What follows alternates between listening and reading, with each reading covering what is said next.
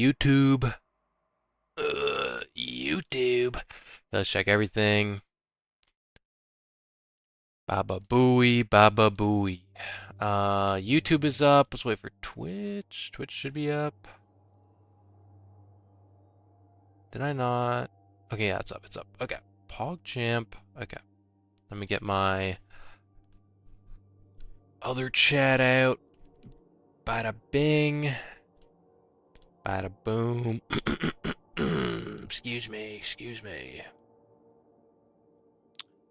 Okay, everything should be good. Let me just make sure everything's in order. OBS says frame rate is good. It's all good. Okay. Okay. What's up, Blood, Sweat, and Tears, brother? How's it going? What's up, Lance? What's up, Shenrax? How's it going, guys? Just starting up. Just going Silver Shard. Let me send a message to Abaddon. Oh, he's texting me. He's texting me.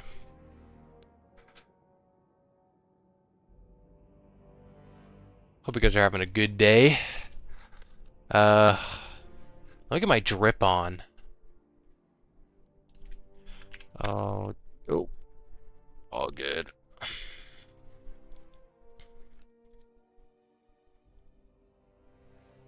I want to find, in case we're once again doing the sitting in a hot tub.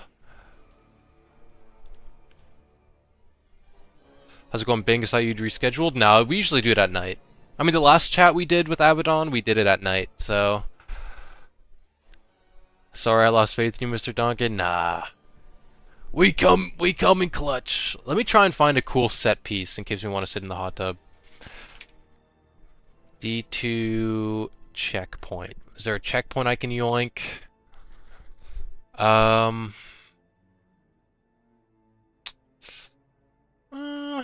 This could be a cool one to just sit back in.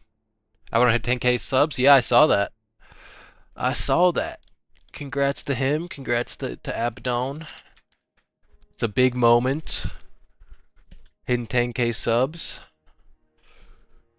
I'm right behind you, brother. I'll be there soon, hopefully. Hopefully, I'm catching up. I'm catching up. So I'll do this, get the drip on. How's everyone feeling today, guys, after the news? I mean, we'll get into it when we chat with Abaddon, but how's everyone feeling after resting with the delay, the news of the delay?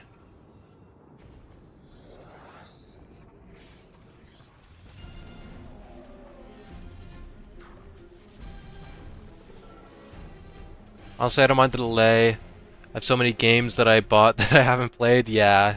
I mean, same. How's it going, Eternal?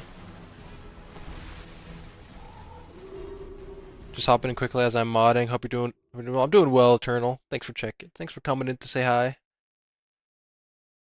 What's up, Conan? My favorite D2 creator, Diet Napoleon Dynamite, bro. Dude, I can never escape that. What's up, Nomad? I don't even think I look like Napoleon Dynamite, dude. I don't even think I look like him, dude. Wonder if Abaddon is named after Abaddon, the despoiler from Warhammer. That's what I was wondering too. Maybe I'll ask him when we start the call, but I was watching a the Bife video about like making Destiny a bigger, like making Destiny more massive, and he mentioned Abaddon or something in that, and I was like, oh wait, did Abaddon get his name from that? That's what I thought. Grow a mustache and you'll be Pedro. I like have like a baby mustache, dude. Like, it's kind of nothing. I got a tiny baby one. I can't grow a full-ass mustache yet, but it'll come eventually.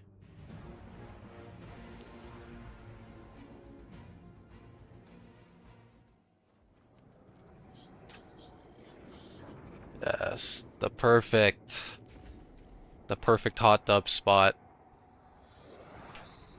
Let me get my. I don't want this goober ass gear on, dude. Nah, this works. That works. That works. Yep. I don't know. I feel like I hope the video I put out the other day about like yesterday about my feelings about the delay kind of resonated and reached everybody to what my thoughts are. Cause you know, I like a couple reading the comments, like there's a mix. It's a very big mix of like how people feel about the delay. Where like some people were like, "Oh, Bungie's the worst. It's over," and other people were like, "Yeah, I don't mind the delay," and others were kind of a mix of those two as well. Where it was like, "I don't like the delay. I'm unhappy, but like, what can you do?" You know what I mean? I got called called a glazer, a Bungie glazer, in one comment, which was funny. I don't know. I'm just like, I'm not worried about it, you know? I'm not that worried about it as much as it sucks, you know? But as much as it sucks that the delay is happening, um, I'm not that worried about it. We got Marathon coming out, you know? That's the one respite. The one respite. Yeah, I have the checkpoint. Let me go to the tower. We'll load back in later.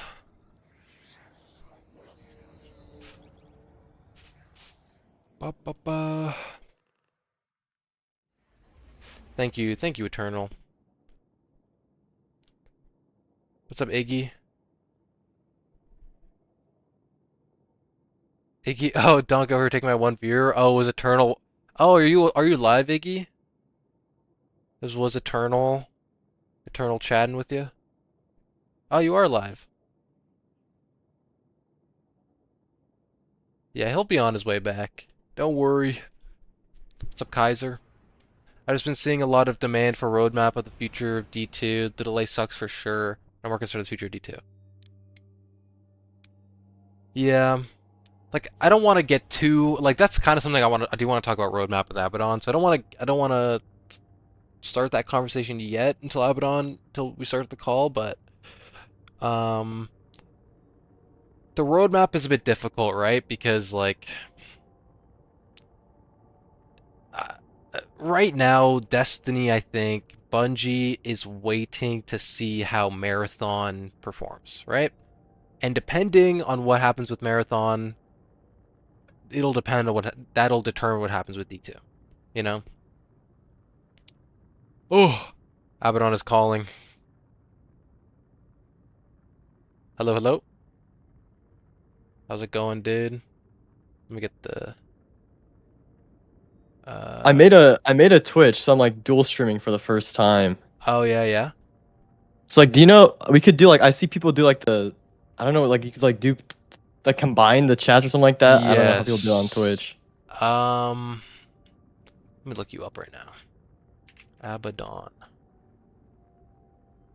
Um. Could you send me a link to your channel? Yeah. Here you go. W. Okay. And then I can knock you. I hit the knock button. Oh. Okay, accept. uh. Joining. Get started. Oh, what's this? Join the call. It does like a call. I can Oh just yeah. mute myself. And then Okay. Oh, this is cool.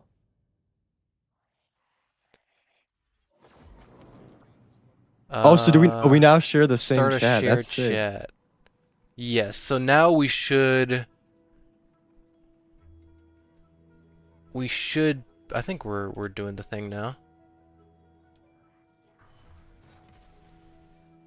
Chat, can you I'm gonna confirm? follow you. Oh yeah, it says Donkey with Abaddon. Okay, that's cool. Nice. Okay, yeah, yeah. So now it should be share chat. We're streaming together. W. So folks on Twitch should be able to see that. Um, I got a cool set piece that we can do the chat behind. I got a witness checkpoint so we can sit at Oh, the sit there in the hot hot tub. tub. Oh yeah, let's do it. That'd be cool. The witness, bro. Um, Okay.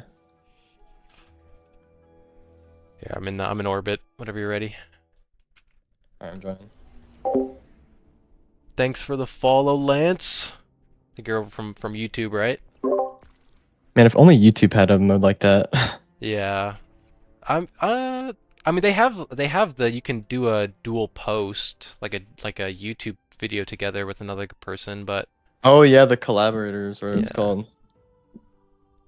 Salvation's Edge. Let's launch that up.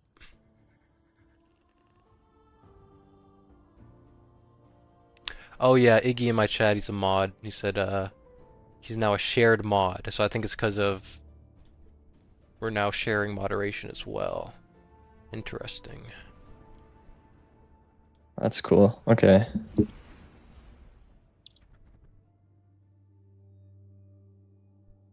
So how have you been, brother? You just hit 10K subs? Oh yeah, that happened last night. It happened like the middle of the Mhm. night last night. It was cool. Yeah, I've been good. I've just been so busy with like Yeah. so many videos. Yeah, I saw you put out the video. It was about renegades, right? The Yes. very cool. I Big gotta Renegades ask one. how you make your thumbnails, dude, because like your thumbnails are always like crazy good. Yeah, I have a I commissioned them. Oh, okay, Actually. okay. That's But pretty yeah, cool. They do a good job, he does. Yeah, he's the guy who does it's awesome. Yeah, I'm always blown away. Because I always see that style of like 3D model um thumbnails for Destiny stuff, and it's pretty cool. It's pretty cool. Yeah, I Because like the way they like. Yeah, they're cool. because all the models are sourced from the game files, right? And then they just put it in Blender or something probably. Yeah, it's something like that. It's something, but it's like it's. I think it's a little weird sometimes because like I know at least back before Edge of Fate, like there wasn't an Orin one, like Oh, in the okay. in the that was interesting. But yeah, I like think it's ripped from the game or something. I don't know how it Hmm. works. Hmm. Interesting. Um, well, we've had a lot of news dropped on us in the past couple days, especially yesterday with Yeah. the announcement of the delay. What are your thoughts on the Shadow and Order delay? Oh, dude. Okay. Let's see. Where do I start? I think for the long term, I think it's a good thing. Um, Right, just because like I guess historically first, every time there's been a delay for something, Bungie always cooks. So right, yeah. Like I think the especially, update's gonna be great. yeah, yeah. Like Uh, I guess like the only exception is kind of like Beyond Light, which was delayed by like 2 months. But Oh yeah, yeah, otherwise, Witch Queen, they delayed that by 3 months away from its original release date, which ended up being a banger. Same thing happened with Final Shape, which was also great because it gave it enough time to, really flesh out that expansion. And I don't remember if Bungie directly confirmed, but I think it gave them enough time to like add the dread into the game. Um, so these delays, although I think in the short term they suck, right? yeah, Especially with the current level of content cadence being a lot more scarce than how it used to be. Um, in the long run, these delays I think spell some good content on the horizon, right? You know, Pantheon 2.0 is pretty exciting. Um, you know, Pantheon 1.0 was a big W in the lead up to final shape. So if Bungie can cook, I think the delay isn't gonna be that bad. Yeah, I agree. Yeah, like this, and I think it'll give them also a lot of time to cook up on Shattered Cycle as well. Like, because Yeah, I think it'll come out in September. That's my guess, and yeah, then that'd put Alchemist sometime in the spring of next year. But like, it gives them so much more time to work on Shattered Cycle, and I think work on like the stuff after because yeah, like I bet like because all of last year I feel like they were developing probably Shattered Cycle and Alchemist because like I remember reading somewhere like they were like pretty much done with Edge of Fate like I think March of last year. right. Um, so I think we'll really see a lot of um like if not we don't see a lot for Shattered Cycle. I think Alchemist is going to be like huge if that makes sense because Yeah, like they're probably still really putting stuff up for that still, and then it's definitely gonna impact the stuff that's coming after. But like, yeah, give them way more time for just the future expansions, which will be good. Um, and yeah, it's this 3 months is gonna be kind of rough, but it's gonna be great for the grand scheme of things. yeah, yeah. And I think given the state of how things are, whether it be low player numbers, people aren't exactly on the hopium pill for Destiny right now, considering everything. Um, Bungie, Bungie just needs, I think, to put their head down and get to work. Um, but that being said, you know, putting their head down, I think doesn't it shouldn't also be them closing their mouth a little bit.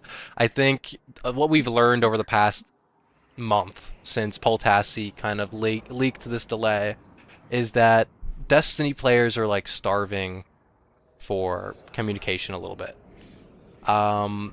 Just a little bit of anything from Bungie, right? And so I think what matters most about this delay is I think Bungie can't just let the community drift away as they work away at Shadow and Order and Shattered Cycle and the Alchemist. Because I do think you're right that Shadow and Order delay is probably mostly to give a little bit more content and help to Shattered Cycle and the Alchemist. I would say it's probably just buying time for that expansion's release.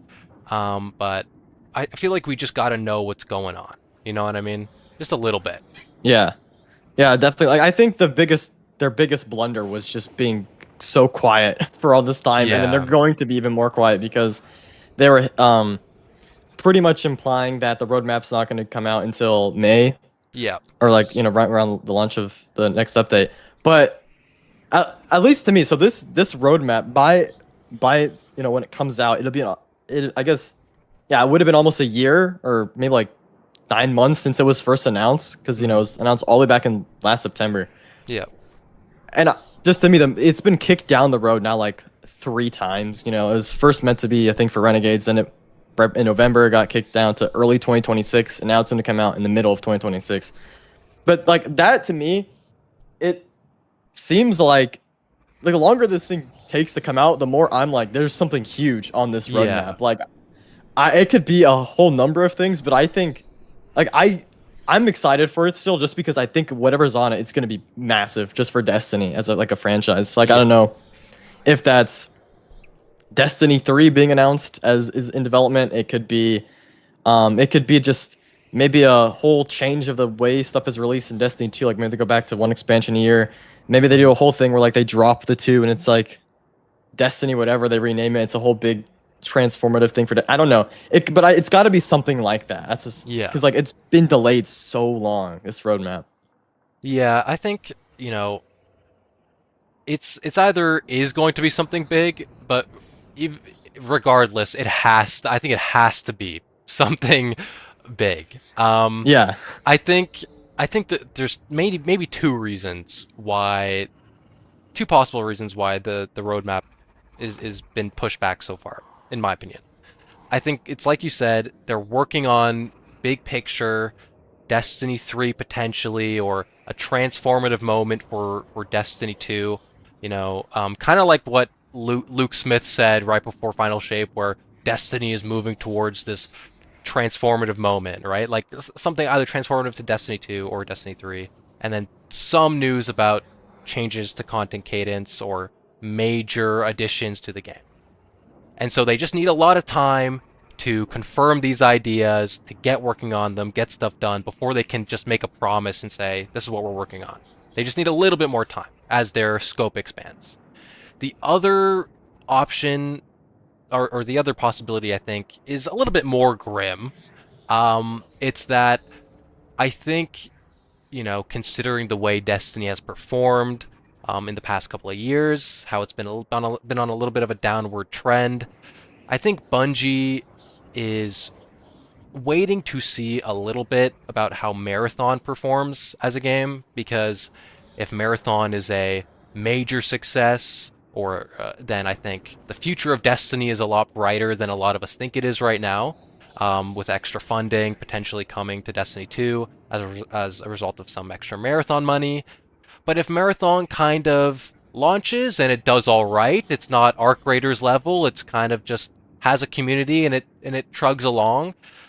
Or in I think the unlikely possibility that Marathon doesn't do well. I think the scope of this roadmap will shrink or expand depending on Marathon. Um, and right now, because Bungie doesn't know how it's going to launch, um, you know, they might be waiting to see what they're willing to promise, and what scope they're willing to have for this roadmap, right? So those are my two thoughts, my two things about how this roadmap situation could play out. But regardless, it needs to be something. We need at least a little bit of Yeah. anything, right? Um, Yeah. yeah, you Yeah, like know, it can't just be just like the roadmap it can't be is, oh, here's Shattered Cycle, here's Alchemist, and here's the two after that. Like yeah, this, like, the next year, and that's it. Like it has to be something more than that. And they've said it's the future of Destiny. And when you're thinking of that, yeah, you're thinking the next 5, 10 years.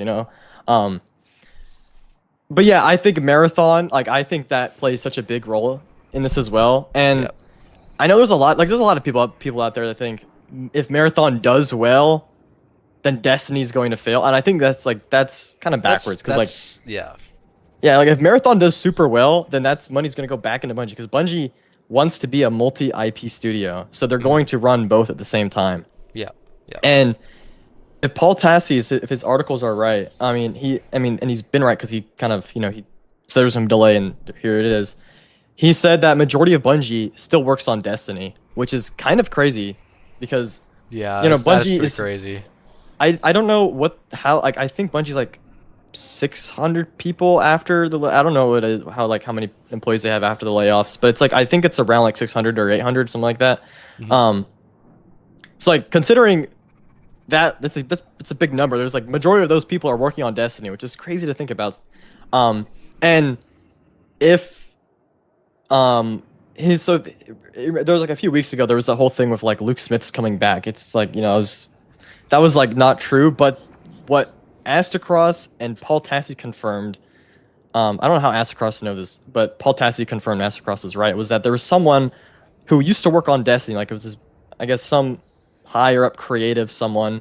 Don't know who it is, but he went, he or she, I mean, I have no idea who this is, went from Destiny to Marathon, then back to Destiny. That's confirmed. We don't know who Yeah, this person is, but it happened. And that's pretty telling too. If like, higher ups are coming back to Destiny, and of course, people could probably be moving around Marathon, Destiny, however like the timelines work out. But it's that detail is pretty. I don't know. I think it's very interesting. And so yeah, I think Marathon, and I think right now, like after this whole big comeback with Marathon 2, I don't think there's a Mhm. future where this game fails. Um, at this Yeah. point, because like last year it was the wasteland. Like I was kind of worried, but now like seeing all the hype, like the way the people have shifted their perception of Marathon, it's Yeah. like it's crazy. And the game is doing well in the Steam charts too. It's like top pre-orders. I mean it was like a few weeks ago, and it Mhm. was this weekend. I think after that trailer. Um, And we'll see, next week's the Server Slam, so we'll see, how many Yeah, people are we'll gonna play see. next weekend. Um, but yeah, I think Marathon is going to do very well.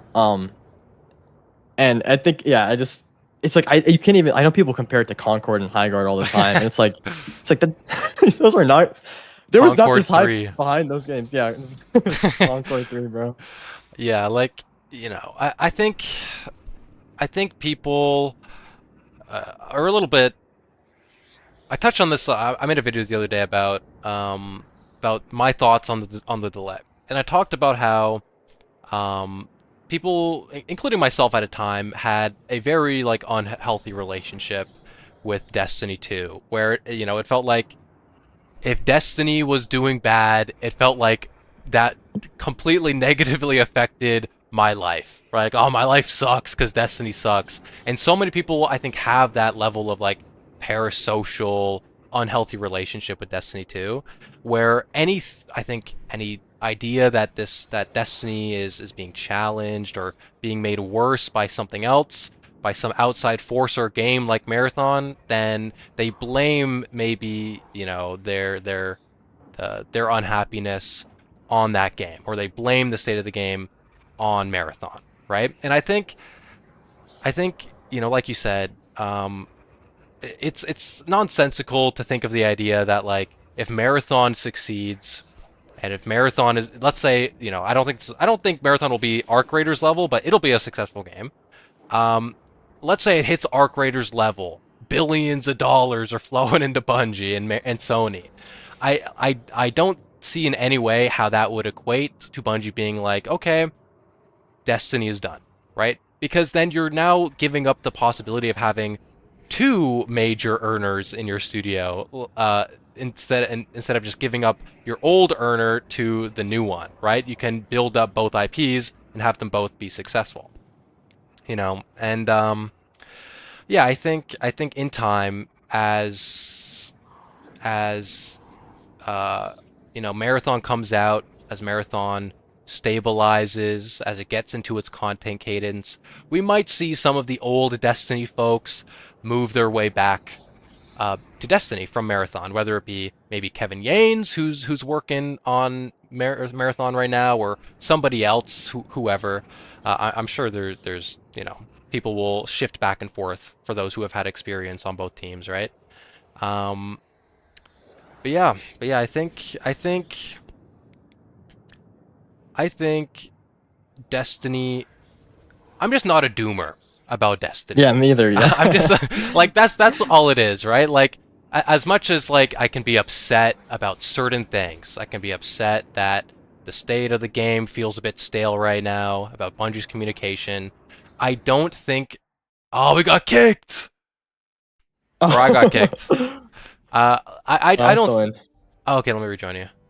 Um, I don't. I just don't think that it's over. I don't think it's over.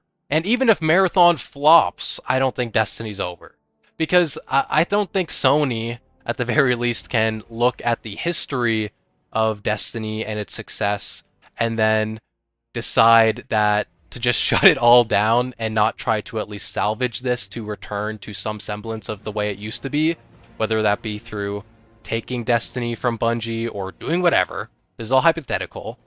To make Destiny successful again. You know what I mean? Like, it's not over. It's just gonna suck in the short term, I think.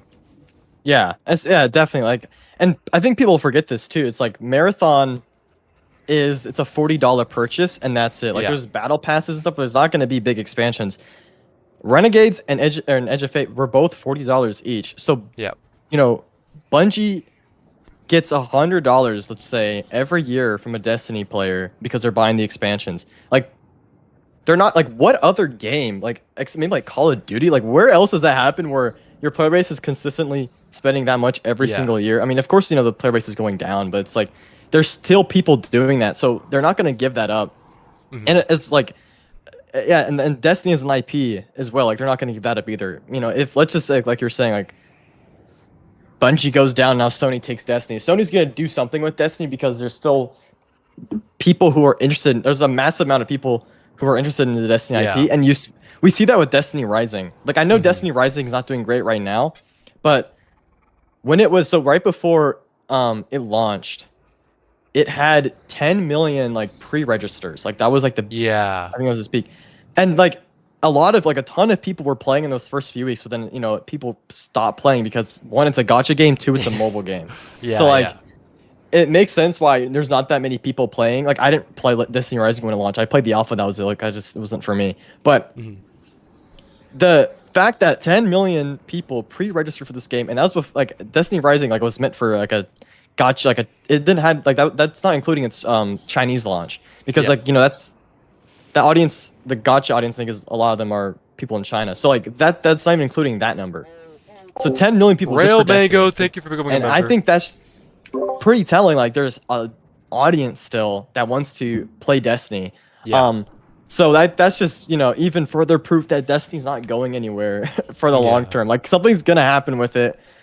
Um, Either Bungie makes a big move on it, or in the worst case Sony does. But yeah, you don't have Yeah. a 10-year long franchise that's still there's still a lot of people playing, or interested in it at least. Hmm.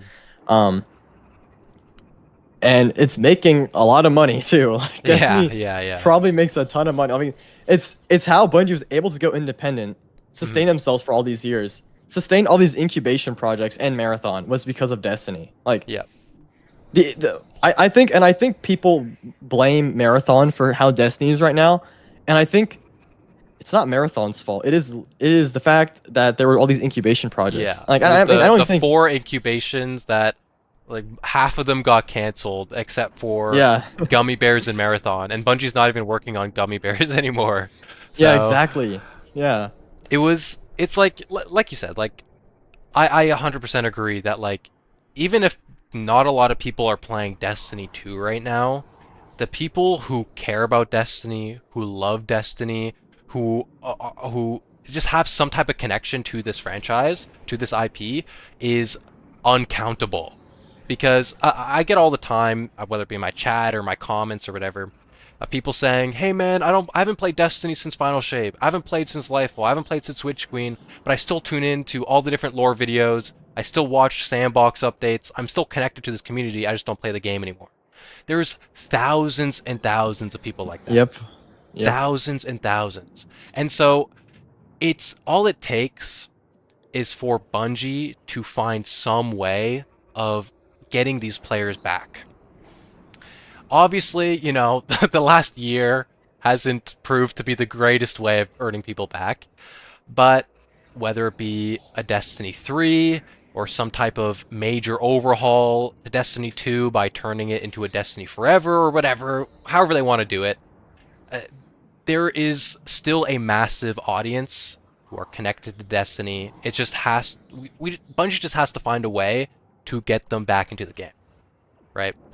Um, and like you said, Destiny Rising is like that. The problem with Destiny Rising, I think, is just it is a mobile game, but as we know, Destiny has like a major console audience. Like what is it, like three-fourths of the community plays on consoles. They have no Yeah. way of playing Something Destiny like that. Yeah. Rising on their consoles, right? So they would have to play Destiny Rising on their phone, which is like that Yeah. is kind of dog shit. So obviously PC players who are like, "Oh, I can emulate it. That's fun." And PC players had probably a lot more fun with Destiny Rising than console players did, which might explain why, you know, Destiny Rising isn't doing the absolute greatest right now, as far as we can tell. But people care about Destiny. It just Bungie just needs to win them back. Yeah. And you make a great point there about the console audience, because like if like that like that 10 million is probably a lot larger when you factor in people who play on console. Like Yeah. that 10 million does not include that audience. And like, you know, if we go on, I don't know I forgot what the website's called. It's like popularity report. Like you can see, like Hmm. I don't know what it is right now at this very second, but it's probably like 200,000. And like Steam is never like Steam is like I'm gonna guess like 12,000 right now. So like that's such a Yeah. small comparison. Like so the majority of these people who play Destiny still are console players. So yeah, you make a great point there.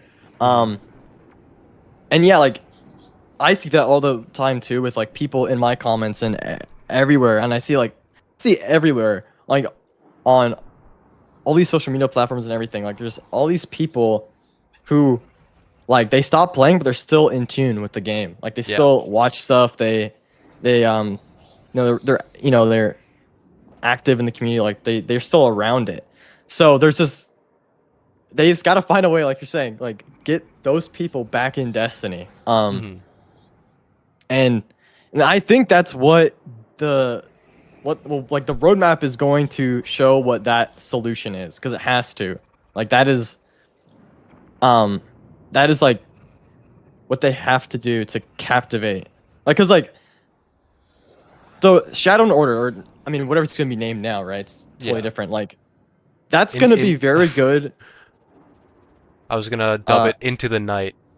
into the night. Yeah, something like that. I don't know. Into the night. Yeah.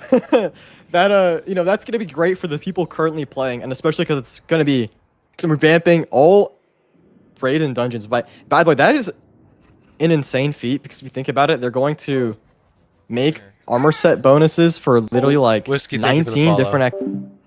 Oh, different armor set bonuses. Or no, times no double that because like there's two on each.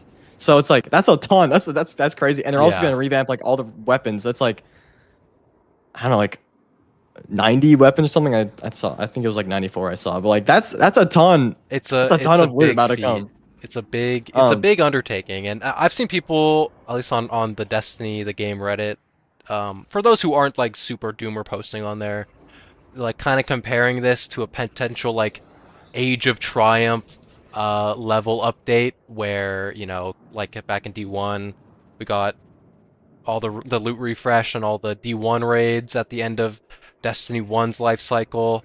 I don't think this means that D2 is dying necessarily anytime soon, but this massive content update to all the previous raids and dungeons is is massive. It's huge, and it'll be a lot of content to grind through. What's interesting is Ultra Risen also brought this up in my chat just now that I wonder how they're going to handle like Shattered Throne and Pit of Heresy because like they don't have their own proper loot pools.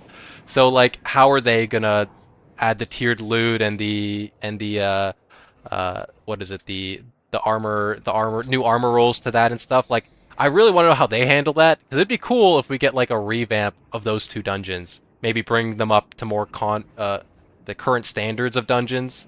That'd be cool. Get the first dungeons up to yeah. modern level. Yeah, that's a good point. And then maybe they put feats on all these um old stuff too. I hope they do. Yeah, So like that is gonna be so massive. As well as Pantheon too as well. and Like Pantheon, which has supposedly, I've heard people say that it's leaked that we might be getting old Sunset raid encounters in there, which would be freaking crazy. I would love to see that. Get some Insurrection Prime action or something back in the game. That'd be pretty yeah, sick. I think the tweet yesterday confirmed that leak because I don't know because that leak it said there's Pantheon 2. And yeah, I think it did say there was like old Sunset encounters going to be involved with it, which that'd be awesome. Mhm. But I think that if that leak got it right, because I don't know if Pantheon 2 was announced ever. I don't know if Bungie ever actually announced it before yesterday, because if it was the only like if we only knew of Pantheon 2 through that leak prior to that, then that leak also said that D3 was in early development. Yeah. Um, Mhm. so that could be pretty huge there. But yeah, it's it's yeah, this summer is gonna be like have so much to do because we're gonna be playing every old raid, every old dungeon, and Pantheon too, like for the potentially old Sunset encounters.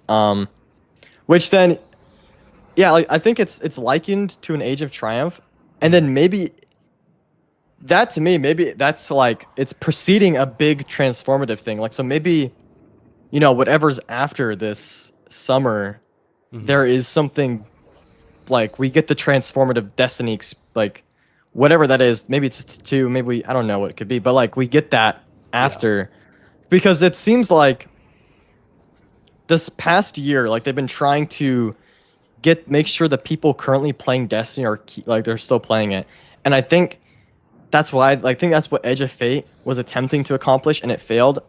Yeah. Um, but I think this into the night update uh, will accomplish that because it's keeping the core playing all these old raids and Pantheon 2 and everything. Yeah. So then I think what comes after, like Bungie's other issue, is getting new people in, new and returning players. And I think having the old raids and stuff and Pantheon that being relevant, that's going to um uh get maybe people who haven't played in a long time back. Mhm. But new players, like they need to prioritize getting new players. And I think whatever the big thing on the roadmap it's going to be getting new players in. Like it has to be. And I think Yeah. that's probably what's after the summer. Mhm. Like it would, to me, the only thing that could get a substantial amount of new players into the game, whether it be like brand new or just returning, right? They're kind of in the that title of new player. The only things that I think could substantially revitalize the player base is a Destiny 3 or a Destiny Forever. Like Destiny 2 Yeah. turns into Destiny Forever with a complete overhaul of the game. That it might as well be a Destiny 3. And that doesn't mean the portal. Okay, that means Yeah. complete almost rebuilding the game. Like kind of like you could say kind of what Overwatch did with when they made Overwatch into Yeah. Overwatch 2. It was the same game, but they completely overhauled the game. Now, obviously, in hindsight, the Overwatch 2 kind of bit them in the ass a little bit, and now they're back to just Overwatch. But if Bungie can land that ship, if they want to go in that direction of a Destiny Forever, um, then they would have to just completely redo the game. Because I think, you know, I guess the question is, is Bungie willing to put the resources in to rebuild Destiny 2 from the ground up into a Destiny Forever, or should they just make a brand new game, a Destiny 3 that is the Destiny Forever? Because Destiny 2, was built and created um, when Bungie was still under the contract with Activision to put out a new Destiny sequel every 2 to 3 years, right? So Yeah. Destiny 2 was created with this idea in mind that we were going to get a Destiny 3, right after Forsaken or whatever. Um, and so I think the difficulty with like maybe doing a Destiny Forever inside of Destiny 2 is that maybe the underlying infrastructure of Destiny 2, it's just it can't support that. It's not sustainable, right? Where a Destiny 3, if they develop the game in mind that it's going to go on forever, um, I think it would have a much better chance at being a bit more successful in the long run of the Destiny timeline of a 10-year, 20-year vision or whatever. Yeah. No. I think you're 100% right. Like Destiny, Destiny 2 wasn't designed to last this long. And then it comes down to like you're saying, like, is it more like does Bungie want to allocate time and resources and effort to totally overhaul D2 into something else Hmm. and transform it, or just make a new game? And yeah, like I would just be so interested like to hear from like Bungie, like I don't know, like, cause I don't know how like the technicalities of Destiny works, because people like to throw around like spaghetti code or whatever, and like I don't know Yeah, how true yeah. that is, like, but I'm yeah, it's it's interesting, but I think whatever um and I guess the thing about a Destiny 3 as well, like I found um there's this GDC panel, like I don't know who did it. Someone at Bungie did a few years back, like a Mhm. long time ago, um, where they were showing the development timeline for D2. Right. So D2 actually started being Oh. developed in mid 2014, and then of course it released in Oh, 2017. So that's really? like, yeah, I can send it to you actually. Um, but yeah, that's oh, where is it? I Oh, mean, I it's in guess my it makes notes. sense, right? I guess because they were under that contract with Activision, right? So they would have already had to have been planning a D2 pretty early into Destiny 1's launch, um, um, in order to get that out on time.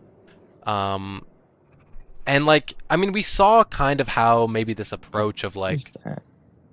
of making all these sequels back to back kind of hindered the Destiny franchise because we know that Destiny 1 launched in like in a pretty bad state because they had to they basically redid the game like a year before launch. And this a very similar thing happened with Destiny 2 where they, kind of overhauled the game again right before launch.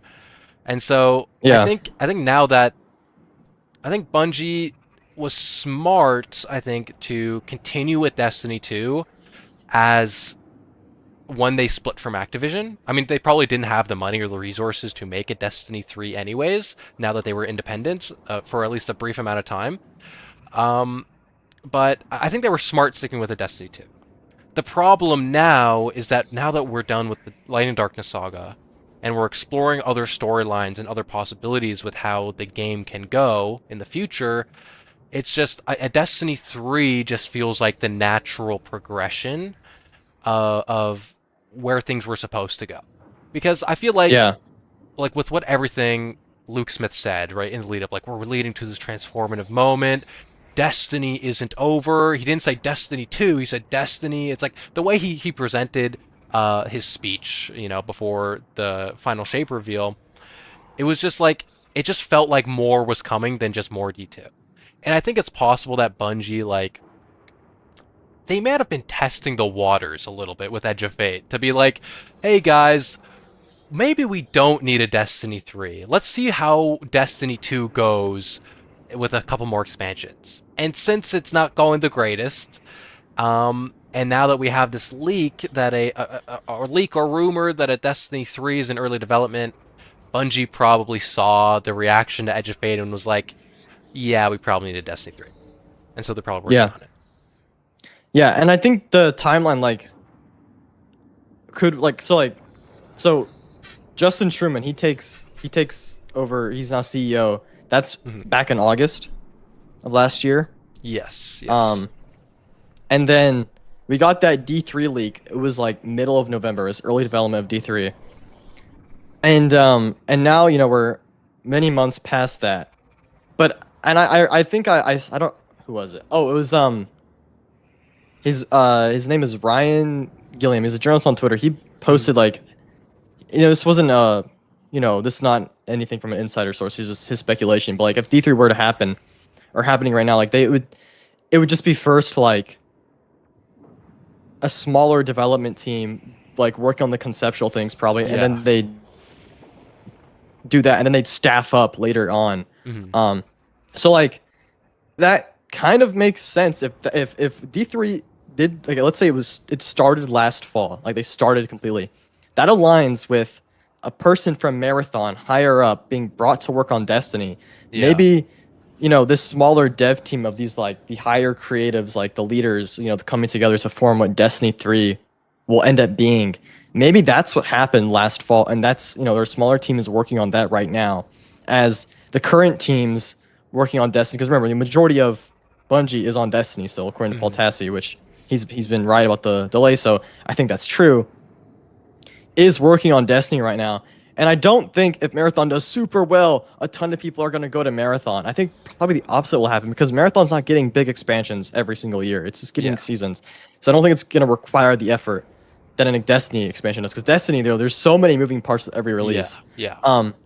So I think what could be happening is last fall they start D3, and then right now they're working on Shattered Cycle Alchemist. They're finishing them up, and they're probably going on to start actually like making the next two after. Hmm. So if D3 is let's say 5 years away, but if they're bigger than they were when they made D2. Like that Bungie's bigger even after the layoff. So back they were able to make D2 over the course of 3.5 years. So let's just say it takes 5 years to make D3 at the Hmm. latest. Um, that would be like 2030 is the release of Destiny 3. Yeah. Um, and it kind of aligns with what's going on because um, you know, so this fall would be Shard Cycle, then next year Alchemist, and then let's say they're doing two, they're still doing two expansions a year. We would have probably the next few years of just like we'll have Shard Cycle, Alchemist, and then two after. That'd put Hmm. us at like late 2028, early 2029. That's when you finish up Fate Saga, and then we have Yeah. a year left, and there's D3. So it kind of works out because they're already working, like they've probably done so much work on Alchemist and Shattered Cycle right now. So they're Yeah. working on the stuff after and finishing those up, Yeah. which the timelines do kind of work out that way, at least to Yeah. me. Yeah. Like, um, yeah, I think a Destiny. Hmm. Let me take a second here to think. I feel like I feel like a I don't see a world in which Bungie is not working on Destiny 3 right now. And like you said, how if they are working on it and they're getting the core team together, the core leadership to kind of guide this project. Listen, I've never been to Bungie. I haven't had the privilege of speaking to a Bungie dev at all. But it was Astacross who broke the news, who gave the scoop that this old OG Destiny dev is now working on Destiny again. And listen, we all know we all know about Astacross. He knows something. He's hiding something, guys. He's seen a Destiny 3. He knows. And so maybe they're working on a D3. I think it's like, my question is like, I don't I feel obviously the question is the timeline. How far are we looking for a D3? Are they looking to get it out in 5 years or less, maybe more? And if we're looking at a 5 year time span, right? 5 years from now, leading us to let's say 2030. My question is, how long do you think they should keep supporting a Destiny 2 so that they can, as they work on a Destiny 3. Because I think Bungie has, I don't know if they've officially said this in the past, but I remember hearing stuff about how if Bungie wanted to work on a Destiny 3, they would have to stop development on a Destiny 2. But that probably just means like as they're literally building the game, maybe not in the conceptual phase, but as they're literally building everything in the game and they need a larger team, they'd probably have to stop putting major developments into Destiny. And so I don't think like if hypothetically we get a 2030 Destiny 3 release, I don't know if we'd be able to keep getting Destiny content all the way up until 2030. We might stop seeing like new expansions and stuff maybe in the 2028 range, and then we'll kind of maybe go into maintenance mode or like much smaller content drops in the lead up, kind of like how we had the smaller expansion of Rise of Iron in the lead up to Destiny 2, right? Like less Yeah. content, uh, at a slower cadence, as we would hopefully know by then that a D3 is coming, right? And so my question is I guess, or I guess my second question is like, what do you think about the Fate Saga and just kind of wrapping this shit up? You know what I mean? Yeah. Like, like I don't like. Although I'm enjoying the Fate Saga so far with the story, and I think it's building a lot of mystery. I think there's just something about the nine, about just what it is that I don't think a lot of people really resonate with. You know what I mean? Like it's just a different vibe that I feel like people struggle to really see the big picture of the Nine as like these potential villains. And so like I just want a Winnower saga. You know what I mean? And so and that has to be in a Destiny 3. Yeah, And so I a think 100%. Yeah, and so they got to wrap up the Fate saga in a good way. I don't want them to just like be like, okay, Alchemist is out, it's over, fuck it, like Fate saga's done. Like, give it a proper conclusion. But like, if the scope of the Fate saga was originally going to be 10 years, like I don't know what the scope is, what their idea of how long they want the Fate saga to last. But let's say they were planning another 10 years in the Fate saga, like no shot they can do that. Like maybe a 5 year saga at most for the Fate saga, and then hopefully it would yeah, be some type of transition into a Winnower saga. You know what I mean? Um, yeah, you know, because they got to wrap it up if they want a D3, because it has to be the Winnower. There's no other way. yeah. No, yeah. I. Here's an interesting thing. They've actually they, like every time Allison has been asked like, how long is this saga meant to be? She always says like multi-year long, and she keeps like she says that like they're they're not set on a date because like Yeah, they know where they're going, but like if something happens, like let's say community really likes this plot point, they'll do some things with that. So yeah, like they've baked in kind of some flexibility into their plan. yeah. I keep Um, getting kicked. I I'll let you again, but yeah, like so I to me my interpretation of whatever they were saying, it was never meant to be a longer like to me it was never meant to be a long saga, and especially Yeah, because you know they made sure to say like this saga is not focused on leaving the solar system; it's staying within it. Um, yeah, which means like I think it is a shorter saga, so I think they could wrap it up. Like what I think my timeline, like how I'm interpreting it is, so Edge of Fate Renegades, like let's say as Act One of Fate Saga. We got Shattered Cycle, then Alchemist, and then I think we have two more after that, and then probably the finale expansion. Maybe they do like one expansion for a finale, and maybe it's a bit bigger than why just is it, doing two. And then it's kicking I me was out. there There we go. but like I think that I think let's just say like by 2028, like end of 2028, maybe early 29, that's when Fate Saga ends. I think they could do that just because like Hmm. it's already ramping up. We've Renegades ended with we know how to bind the nine already. It goes Yeah, to a body. Shattered Cycle is going to really dive into what that actually looks like. yeah, like the mechanics of how that works or something. And Yeah. then and probably after that, you know, who knows, right? Like I guess in Alchemist we'll probably deal with six, and then maybe we'll have subsequent expansions binding the rest of them or whatever. Yeah. So like yeah, exactly. Like so I think once we know how to once we know how to bind the nine, I think the other part they haven't really elaborated on is extinction awaits. And I think whatever extinction is, that could tie really well into a D3. Let's say Yeah. maybe we fail at binding the nine and this extinction Yeah. comes because they haven't said what the extinction is, and they're keeping that a mystery. Yeah. So we know the first part of the equation, bind the nine, but we don't know what we're actually preventing by doing that. And I think there could be a future where we fail. Like we do We not bind all the nine, and here's extinction, and there's D3. here's a D3, and how does that potential extinction tie into other plot lines surrounding other characters like Savathun's desire to escape the game or whatever that means, whatever she discovered in the Pale Heart that has now made her goal to escape, right? How does Savathun's deceptive nature play into that? How do other characters in the story play into that, whether it be Zivu or whatever, in this terms of expansion? Or extinction. There's so many pathways they can go with that, and I think you're cooking with that one. We failed to bind the nine, and shit's going down. You know, kind of like how in Destiny 1 they built up the Red War because there was Yeah, the distress signal sent to the Cabal Empire and stuff, right?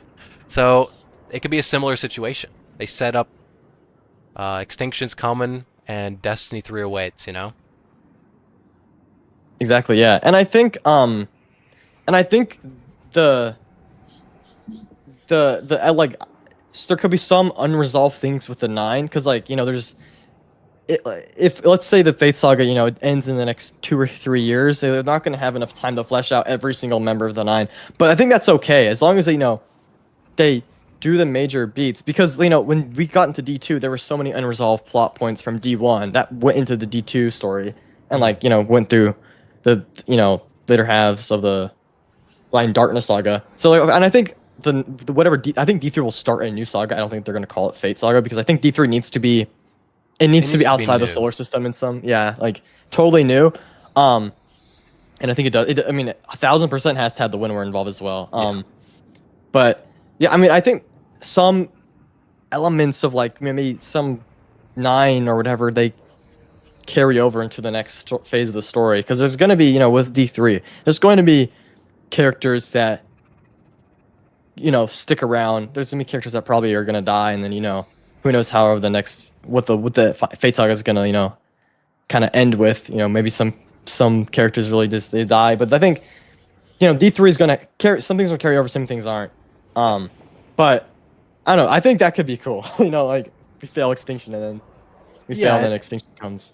and like to bind the nine, as far as we can tell, doesn't equate to killing a member of the nine, really, right? So Yeah, even though they may be bound to a person so that they can no longer see and influence time, right?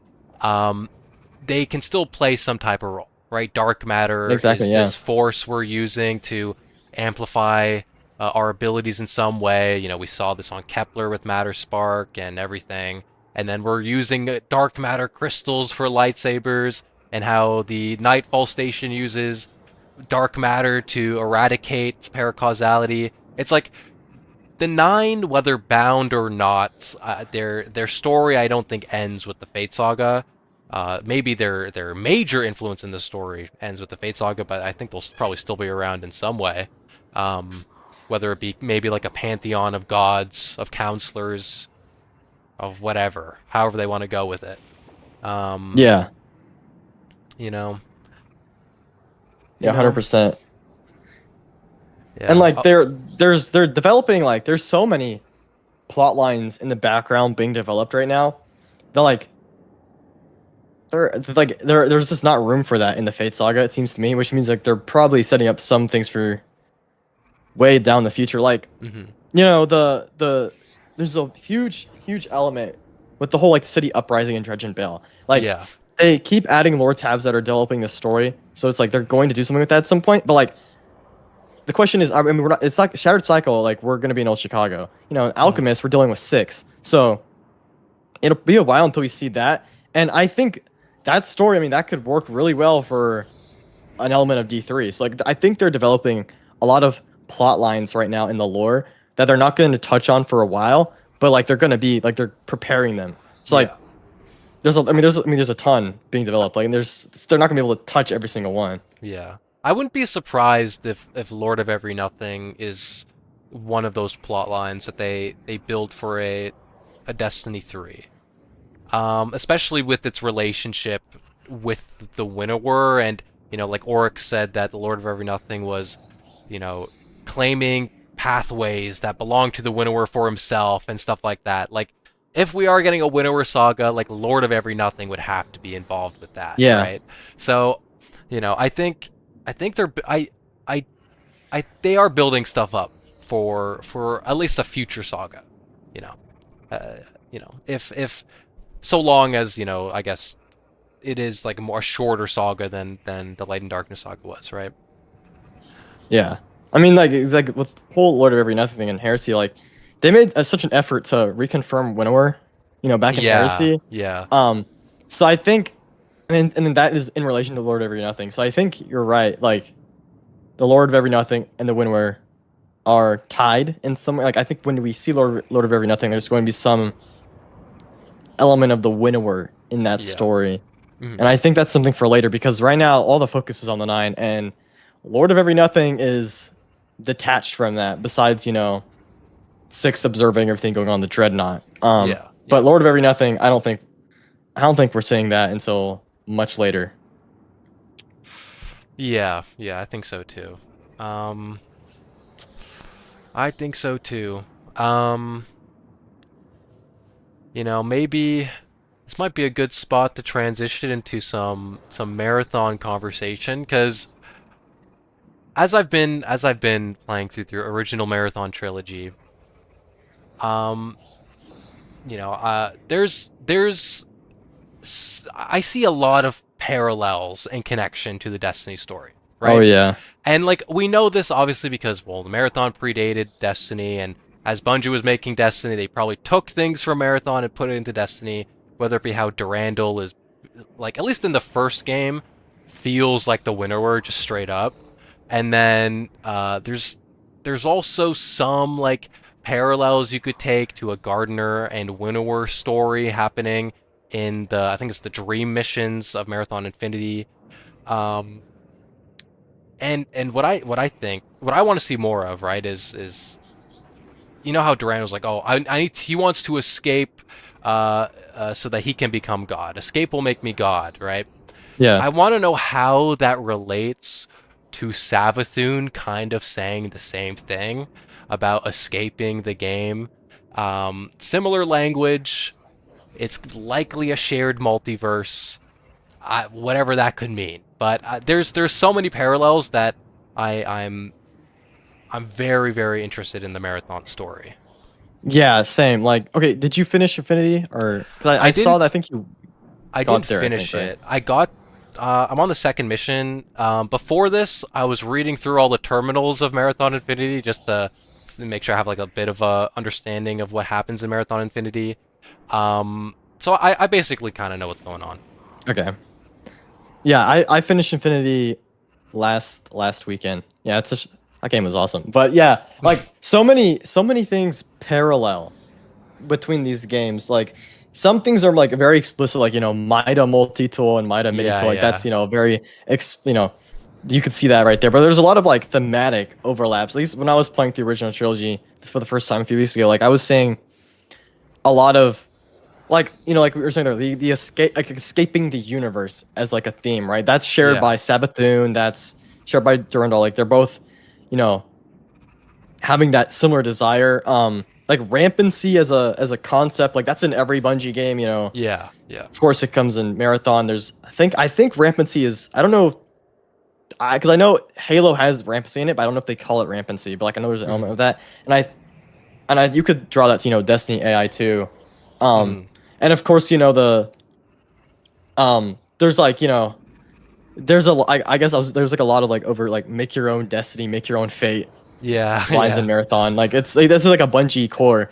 But You are I think destiny at the end. yeah, you are destiny. That final speech is awesome. But yeah, there's I think the coolest one because Seth Dickinson, he wrote Books of Sorrow and Unveiling for Destiny. Yeah, He definitely like 100%. I mean, he was drawing from Marathon when he was writing those, and you can see that with in Marathon 2, there's a terminal, the terminal where it says like in the primordial waves, battle made waves, it's talking about the creation story of this fit and Yarrow, and yeah, the working Cacador.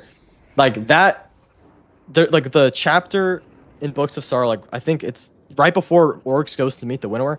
Like it's called, it's similar lines like the battle made waves, it's the same lines. yeah. I don't And it you could call that. I guess you could draw some parallels to Unveiling as well, where it's like the battle in the garden before time.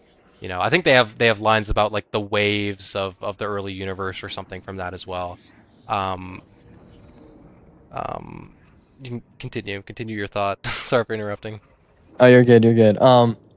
Yeah, but yeah, there's those parallels too, and of course the Eternal Warrior, where you're the security officer in Marathon, then you become Master Chief, and you become the Guardian. Like it's the Yeah. same character. Like I think I love how Bungie like interconnects everything like that because it's not like some things like again like Mida are like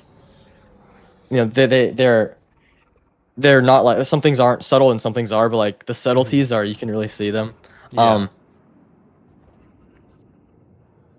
Um, Yeah. but yeah.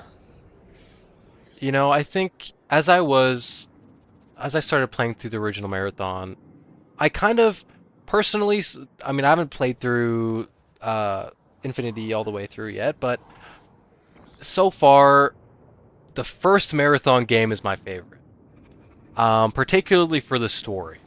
And because I think the first Marathon game gives a little bit more mystery and like a little bit more room for you to contemplate, like what's going on here, like what's the mystery unfolding, how is Durandal messing with the player as he goes through his stages of rampancy, and then as we move into Marathon 2 and Infinity, it's like I still enjoy the stories, especially of Infinity. But Marathon 2, I feel like it felt a little bit too structured. Like, it was like, you were interacting with the terminals, and Durandal's like, hey, security officer, go here and do this, then go here and do that. That's what it felt like. It didn't feel like you had a lot of room to contemplate, what the mysteries of Lihuan was and stuff, right? They kind of told you everything, it felt like. And then Marathon Infinity may have been a response to the structure of Marathon 2 by like blowing that out of the water and giving you the most confusing, arguably confusing storyline ever, where it's taking you through all these different storylines, right? Or all these different timelines. And as I was reading through the terminals, like it didn't really click for me yet what was happening in Marathon Infinity because, you know, you finish Marathon 2 and you get the credit screen that talks about how like, oh, it wasn't until 10,000 years later that Durandal met up with humanity and the four have been wiped out and the Sphid are doing whatever, and it gives you this whole thing. And then you go into Marathon Infinity, and basically it feels like that entire thing was retconned. But what you learn is that, like, that was just a different timeline. And that in Marathon Infinity, you're going through all the different versions of, like, the events that happen in Marathon 2. All in the hopes of preventing Lihuan's sun from, being exploded and releasing the working character. So it's like, it's very trippy and confusing at first, but then once you understand kind of what's going on, it really clicks with you and really kind of makes the story that much more interesting. You know what I mean? Yeah, no, yeah, 100%. Like, I think, yeah, with Infinity, like it starts very confusing, and especially that first level, it took me like an hour. I was like so confused. But yeah, like it starts confusing, but like it does kind of make more sense as it goes on, and especially when like, because I think they were limited in like, their the game engine back then to kind of like communicate the story they're trying to tell. Yeah. But because there's I don't want to spoil this because like I don't think it's said in the terminals what happens, but like it's something visual that happens, so I won't actually say. Oh, okay, okay. But yeah, like there's a through line in Infinity where like all the chapters are named after stages of rampancy. Yeah. It's just like synonyms like despair, rage, and envy. And it's like I think at least my interpretation is like that is your like the security officers experiencing some sort of rampancy and becoming like his own person. Because like the first two games, you're working for the AI, you're just doing what they're saying, Yeah, you're doing what they're told. Yeah. It tells you in the manual that like you're following the orders of Durandal, but you don't know why. Like you just can't disobey. Which I Yeah, think yeah. draws parallel to like kind of maybe how Durandal felt. We read, who is it, like Garrett? We read about Garrett or whatever in this prison cell, which is Yeah, yeah, likely yeah. potentially a dream sequence about Durandal in his early stages of rampancy. And then we see him, he goes into full rampancy and he doesn't follow any orders and he does his own thing. And I think what you're saying, where it's like, oh, maybe the security officer is also experiencing rampancy, makes sense within the dream sequences as well. In that game, where it's like a very, like I was reading and I'm like, there's a lot going on here. There's so much Yeah, yeah, those symbolism, ones, like yeah, they're just those ones are so bizarre. Those yeah. terminals, yeah. And so like I guess you could draw that parallel, because even like the even Durandal's dream about being in the prison and stuff, even that was pretty bizarre, right? Even that had some really crazy symbolism. So I think you're right. I think that's some cooking right there, dude. Yeah, thank you, thank you. Because there's also an element. I think it's this real, like it's like you can apply it to the terminals, but it's like there's a back and forth that happens in one of the. I think it's the second timeline of the second chapter, so like Rage, or no, Hmm. third chapter, so Rage. Um, where like you're working for Tycho, and then he says, you know, you pretty much do the opposite. You need to go working for Durandal when he's trying to make you go kill Durandal. And then there's the back and forth, like you're kind of just doing whatever you want. Yeah. Um, and so it's like almost like it's your own free will in that, in the where like you are, you're not being commanded by a master. You're going back and forth. You're doing what you want to do. Yeah. You're making Um, your own and fate, then you know? yeah, exactly. Make your own fate. And then there's that. It happens. A similar thing happens again in the NV chapter, but there's something I won't say because like there's a visual thing that happens. So Okay, and okay. I don't remember it's said through the terminals, but like it has to do with that. You remember how Tycho's talking about the primordial pattern of Durandal? Was that in a terminal or is that yeah? Primordial pattern. Or it's like the primal pattern. I It's something like that. He says it is like the beginning of Envy. I don't think I remember. I might have skimmed over it. Um, Okay. um, you can spoil it. I don't mind. You can go ahead. Okay. It's like the end of the second timeline of Rage. Like you're in the Durandal core room, the same one that was in Marathon 2. You're in that same room, and then instead of blowing up Durandal like Tycho's wanting you to do, or Yeah. you don't, like you take this chip and put it in your brain. And then the next timeline, Oh. it's like it's said that timeline ends, but then you go to the next timeline and you still have that in your brain. Um, it's implied because like the Tycho's saying how like the four have been trying to get that thing out of your brain, but they can't get into it. Like they're torturing you, and so they took they're Right. pissed off that they can't get in your brain, so they go and torture the other humans. Um, and then there's a part where like and it's kind of this is where people like have different interpretations of if you actually have it in your brain or not, then because like that line implies you do have it in your brain, but then there's a part where like it falls out of your brain because like you pick it up off the ground.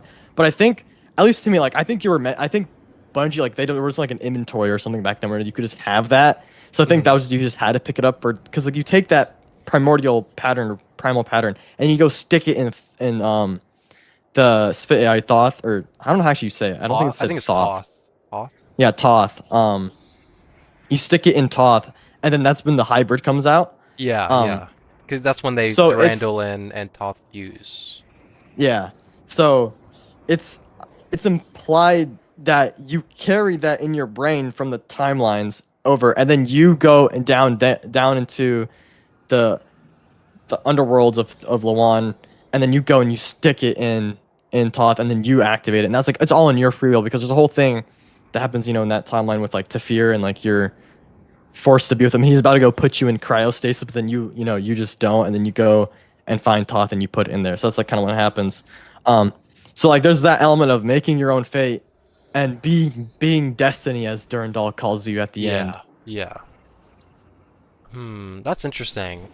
Um, One thing that, as I was reading through the terminals for Infinity, that interested me a lot was, I think this might be where people draw the parallels between Gardner and Winnower conversation in Marathon, like within the dream sequences or whatever, where you get the very bizarre imagery, but there's this recurring conversation about the knife or whatever, right? And how the player character has this knife and it has like a pattern and stuff like that, um, and that his girlfriend or the girl or whatever, like originally, I think they talk about it like a woman in the flame, in the candle flame, and then it becomes his girlfriend or whatever later in the story, and it's like she keeps talking about durability, durability, durability, and then there's a part where it's from the perspective of the person having the dream,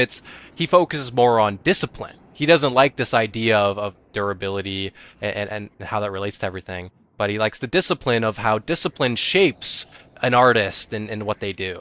Um, and then, as his girlfriend was talking about durability again, he reaches for his knife, but is interrupted by somebody else. He was like the bloody nosed kid or whatever. But there is a parallel there in some way to Gardner and Winnower, where it's like talking about the knife, different perspectives of the pattern, and all these different things. Yeah. And so, Yeah.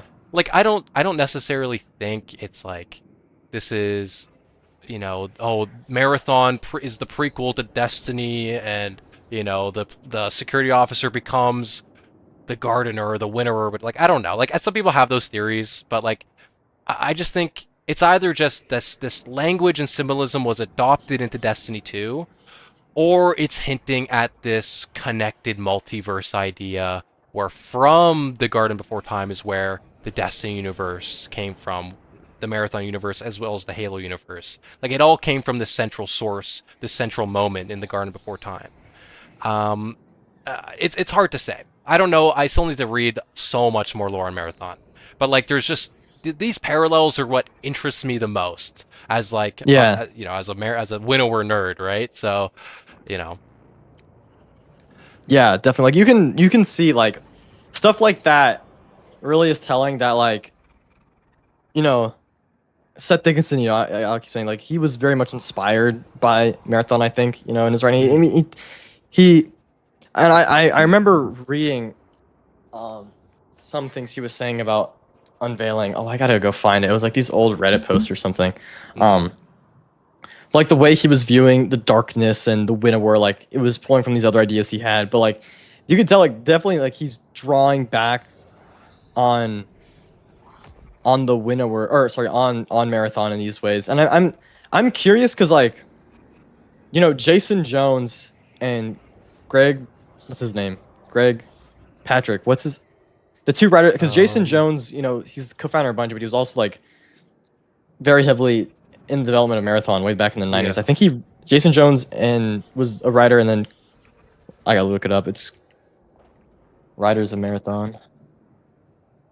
I think it's Greg Kirkpatrick. That's his name. Okay, yeah, yeah. Um, um, and Jason Jones was very heavily involved with of course Halo um and Destiny as well.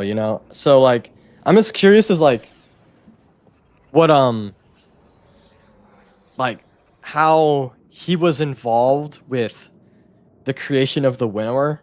Mhm. Um, and I guess the formation of the whatever the idea of the darkness was way back in like 2014, Yeah. and like the deep because Seth Dickinson was he wrote the Books of Sorrow, and that was that around that time, and Jason Jones would have been involved. So I'm wondering just like if he had any play in that, because like to call back on maybe these old ideas he had back in Marathon, just like these thematic undertones. Yeah. And I guess like being able to visit potential storylines they weren't able to touch in Marathon, right? Like, Yeah, there's some old concept art about like fungus, being like potential like fungus zombies for the original Marathon trilogy, which never came about. But then we see in Halo, right, with the flood, and like some elements of egregore in Destiny 2, they revisit this idea of like a fungus being yeah, involved in the story. So it's like, like you said earlier, how Bungie continually draws upon the same themes for a lot of their games. You know, the influence of the story of Marathon is very evident in, I think, in both Halo and Destiny, right? Like, it's all interconnected in some way. yeah, and especially with like um with the Yarrow too. Like the Yarrow, I mean, Pathways into Darkness like is in the same timeline as Marathon. Yeah, Um, but like I think the idea of the Yarrow, because I've never played through Halo. I probably should at some point. yeah, I need Um, to do that too. yeah, I just I've always meant to. It's like I got to at some point, but I'm pretty sure the Yarrow, in some way or another, are involved in Halo because I think there's these like I have people in chat because I thought people were talking about Halo in the chat. Um, where like what are they called? Like the pre it's like not the The precursors because that's Destiny. Like what are they called? Like the well, ancient no, alien race of Halo. I Are think they they called the call them precursors in Halo? precursors. Yeah, I think they're called precursors. Oh yeah, also the precursors are in Halo. Okay. Yeah, so like there's this other idea that kind of is a through line through all these old Or Forerunners, maybe. forerunners. Okay, yeah, like this ancient alien race that's always been there. So like, of course, it's Yarrow, and then forerunners of Halo, and then um, Destiny's had that as well with like um, you know, you could say the Witness, but like also whatever the Traveler, because I think that whatever the Traveler was, what like was meant to be back in 2014 probably is not what it is. I mean, Yeah. maybe I shouldn't say that because Well, I think the Traveler has changed throughout the last 10 years, and I think it's kind of gone in like a loop. yeah, I think yeah. It's I think Destiny's idea about it's difficult, right? Because like they Bungie kind of when Destiny 1 came out kind of threw out Jason Jones's like original vision for Destiny the Destiny 10-year saga. And I think like slowly they're going back to that idea, right? Like the Witness, I don't think the Witness was ever meant to be a thing. Oh yeah, I Looking agree. back Yeah, at the beginning of Destiny, I think it was always meant to be the winnower. But I think now after the Light and Darkness saga, now that we have direct confirmation, the winnower is real, the Deep is involved, and with the confirmation of the winnower, we have confirmation of the Gardener. It's all. I think we're going back to the main vision, yeah, right? 100%. Um, Yeah. Yeah, the so pyramid race. That's right. Okay, I was blanking yeah, on like the pyramid race because they didn't actually enter. We never really got what the pyramid race was, but like it was supposed to be like the Veil or yeah, whatever the original yeah, the D3 veil. leaks Yeah, were. that is the Yarrow parallel in Destiny. Would have been the veil. Yeah, But yeah, like there's these thematic undertones that carry between all the games. It's so interesting. Um, and oh yeah, and the nothing that came to fruition was so Durandal is one of the like, these ancient legendary swords, and there's yeah, Cortana, hmm which is Cortana, and then Destiny never had their third one because the third sword was called Joyous. yes, yeah, I think and then that was meant to be an AI in Destiny, but that never came to fruition. hmm But I think Rasputin kind of fills the AI role yeah. of Destiny. I think so. Like, although like rampancy as a concept was never really explored in D2, Yeah, um, because like maybe they wanted to go in that direction. Like I remember back in D1, like there was the theory that Rasputin tried to shoot down the Traveler, like nuke it or whatever, if it ever tried to flee. And then we learned, obviously it was kind of retconned. We learned that in Warmind that Rasputin was actually the only Warmind. There weren't, Charlemagne was a sub-mind. He's not a real Warmind. And then in Season of Seraph, we learned that well, Rasputin didn't shoot at the Traveler, but he had a protocol that he would if he could, like if he was ordered to do it. So like I don't know, like maybe they were gonna explore this idea of like Rasputin going crazy and trying to shoot the Traveler or whatever. I don't know, but it's just we never really got to see that. But Estrella's kind of I think Estrella's kind of sus. So maybe that's true. maybe That's they true. explore that a little bit. I think Estrella Wait, a little crazy. she's Wait, low key she's low rampant. key to She is, yeah, cause like, because she was okay, under yeah, Clovis Clovis Bray, Bray, yeah, and now she's like fuck Clovis Bray, that motherfucker. I'm gonna kill dude, him. yeah, she's going rampant. Estrella's going rampant. Yo, and we're kind of the cause of her rampancy though, because like Yeah, we opened up her up, like we allowed her to bypass her specified systems, which is now allowing her potentially to expand her neural network, progressing her rampancy, and we just sent her to Neptune, dude, yeah, dude. and, Wait, and that makes actually that's we just sent her to Neptune, which is a golden age basically civilization with a planet-wide network of the Cloud Arc, which is partially operated by Soteria, another AI. And so if Estrella's rampant and she needs to expand, she might subsume Soteria. yeah. Like Oh, kind of like how Durandal subsumed Tycho for a little bit. yeah. I mean, and that make perfect sense as well as because like Soteria, in her form on Neptune, is not like how she was on Mars. So like she could like easily be taken over by Yeah, a rampant stray. because now she's Like just that the makes a lot of occlusion. sense. She's Yeah. just a little piece of herself. Yeah. Dude, And I of need to. course, there's the Cloud Arc. Oh, yeah. Dude, I think we cooked Wait, up we because kind like of cracked the because code. we did because like the Vesper's host like okay because she first starts being a state of melancholia, despair. You know, she's like I don't like this my existence, but like and she really and they're like, dude, I have to go back and listen to the logs. They're like, Wait, what is her role on Vesper Station? It's like very. It's like it's she's low key like having to. Durandal, right? Like Yeah, 'cause she's she's like just the witness. operator. She just does Yeah, shit. she's just some operator. Yeah, and then she hates Clovis Bray, her master. You know, she's feel like she's being abused Yeah, by a master, similar to Randall basically with like Bernard Strauss. Strauss. Yeah, and then she has her rage moment. You know, through the Vesper Station, and then as you know, as we help her, you know, we help her accelerate. And by the end of it, she's like claimed her own, and she's now, you know, that's when she's calling herself Estrella, Hmm. and then she's downloading all that data. You know, that's what Durndal does at the Yeah, end of Marathon, the first Marathon. He sends all that data to the to ship, to the four the ship. ship. Yeah, and she's doing a similar thing with this massive amount of data. And she's like, I gotta study this, dude. So Oh now my! she's in her rage mode, and then she's going like jealousy. The state of jealousy is like, I need my you know, like sibling back.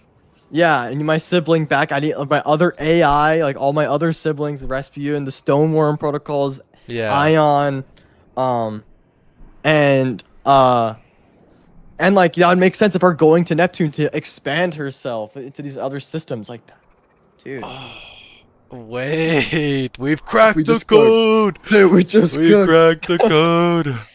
Oh my god, dude. Okay, I need a Neptune video 2.0 again. Another Neptune video, guys. It's coming.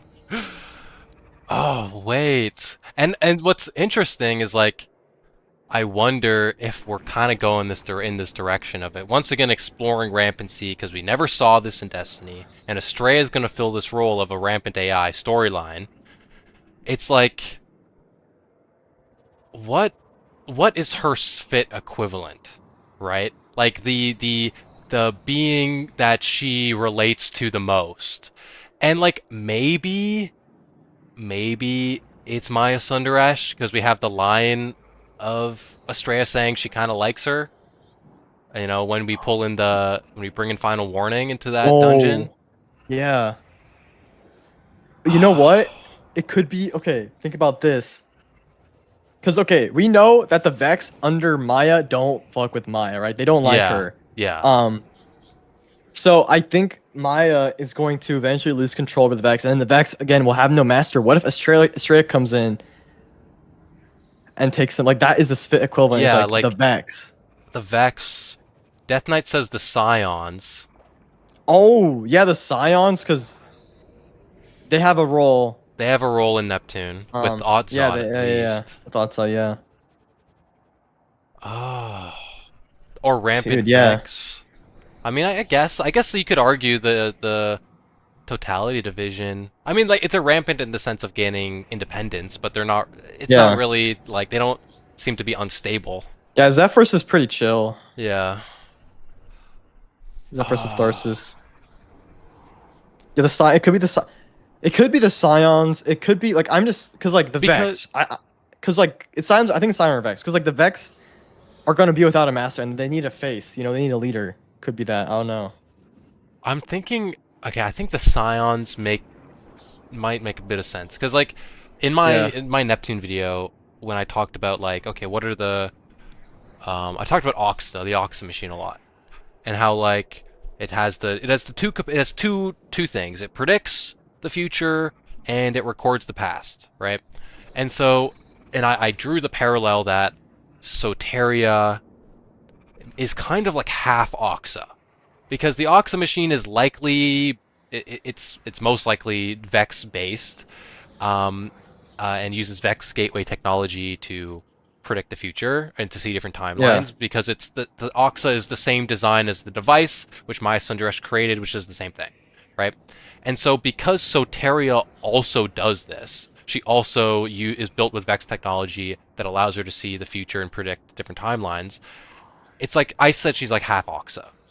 And so if Soteria, being a rampant AI equivalent, goes into Neptune, continually expands and consumes the Cloud Arc network, and eventually assimilates Soteria into herself, she might gain these predictive capabilities. Kind of, Oh, kind of like how Durandal is then at the end of Marathon 1 is like, I know how the universe closes, right? Like yeah, he yeah. gains this insight, and so Soteria might just become the Oxa, or not Soteria, Astrea. And so because the Oxa has this some type of history and relationship with the Scion and the Scion history, especially with Otzot, maybe they come together. Maybe that's Yeah, the yeah, yeah, yeah, that Sphit makes sense. equivalence. Now, okay, but now I need to And play. that would make so much sense because like okay, this fit, right? They are rebelling against the four. Like they are Yes, trying right. They're to the make because them they're that's the subjugated Scions. by the Cabal. Yes, the Scion Oh and the my four are just like the god. Cabal because the Cabal what are the Cabal? The Cabal are this giant empire. And the Yeah, Barons are the big Cabal. Like the Cabal is not just yeah, Baron. It's like the Scions, it's Lord legionaries and Elites. shit. It's like all these other species. That's the four. The Yeah. four is not just these insects. It's like all these different species they've enslaved. So the Cabal are just like the four, and the Scions are just like the Spit. There you go. And the What? Scion Conclave, Otsot, and all that. Like they want independence from the Cabal. Like they want their Yeah. own state. Oh my Dude, gosh. look at that, bro. Look at that. And then okay, wait. And then so I have a couple more things to parallel there. Like, you know how the Scion have immense history with Nezarec? Like, as I was learning about the Working Cacunter, Nezarec and Working Cacunter feel similar. Dude. They feel similar. And so if like they have this history where the Scions we know for a fact that Nezarec subjugated the Scions at some points. Like the Nezarec might be like the Working Cacunter equivalent in the mythology of the Scions, because the Scions like Dude. it is Yes. it is rooted in like their relationship with Nezarec. Like I think Match describes that period of Scion history in Confessions Lorebook as like this. It is he used like strong language about like the immense suffering that all the Scions collectively remember from that period. Um, like, oh, Yeah, and like a working Cactuar, like, okay, because it's very much like it's not I don't think it's outright said this, but it's pretty much almost like it's the common understanding is that the dreaming god of Pathways into Darkness is a working Cactuar, and that ties into like what Nezarek's all about. He's nightmares. Like he gave all the Neomuni citizens these nightmares in their dreams. So it's like he's very much tying into that theme as well, yeah, like, as a working Cactuar. And like a working Cactuar is, it's implied to be like a race, but it's like they are very like we don't really know what they look like. They're very yeah, eldritch. That's like what Nezarec is. We don't really know what Nezarec is his race is either. Like we don't really know much about his, you know, he's very eldritch in that same way. So yeah. there's parallels there too.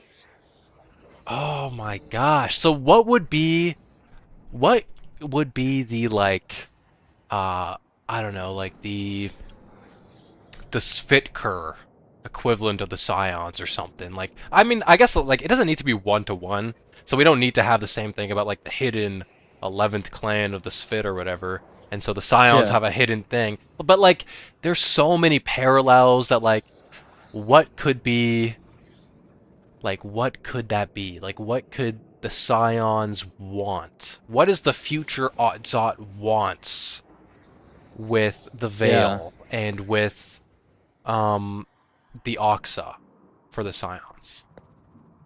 Yeah. Oh, real quick. Thank you, Boom, for the $5. He says, W uh, boom. are we gonna see anything else with the Veil, or is it just still chilling on Neptune? Well, I guess that ties in exactly what your question is. Like, I guess if so, there's going to be a Neptune plotline. If this is all ramping up to be like that, there's going to be something involved with the Veil. So like, what could the Veil's role in this also be? I don't know. Like, so like, okay, the Spitker, like what essentially what a Spitker is, it's this like old, clan or people of the species that um they Eternal, were thank for gifting us up to Iggy. like they follow the old religion almost. Like I'm just trying to use like very vague terms to make this parallel. So like the Scions, they want these Scion Colony wants to return to what they used to, but maybe there's a sect of Scion out there that possibly never were enslaved. So maybe that's the parallel there, and maybe they somehow interact with them, and it's just like different group of Scion that somehow survived. Otzot was a freeborn Scion, so Yeah. Otzot was never enslaved. So maybe Otzot wants to. Maybe Otzot has lost her connection to the freeborn Scions, and maybe she wants the Veil to look into the network of consciousness to interact with their ancestors. I think personally that the Veil is the Y Goblet of the old Scion religion. I think it just makes the most sense regarding like the language around it and how Nezarec. Well, I mean, the Witness just says they have it, like in the Final Shape Ghost mission. They said they had the Veil, basically. And then we know Nezarec subjugated them after this period, and then Nezarec had the Veil in the collapse. I don't think that's a coincidence, right? I think Nezarec probably stole the Veil. So, like... Yeah. Like, oh... So, the Veil... I don't know, man. It's so interesting. Because maybe, like, the Veil was, like, the Toth equivalent or some shit. I don't know. Oh, yeah. It could be it. Man, this is... Okay, I think we cooked up something crazy. I think we did cook. I think we gotta make something with this. Yeah. But... Yeah, with the Veil. Because I think the Veil connects to the Winnower, Because, Yeah, for sure. of what it is meant to represent. So... Could it be? Could be Toth. It could be.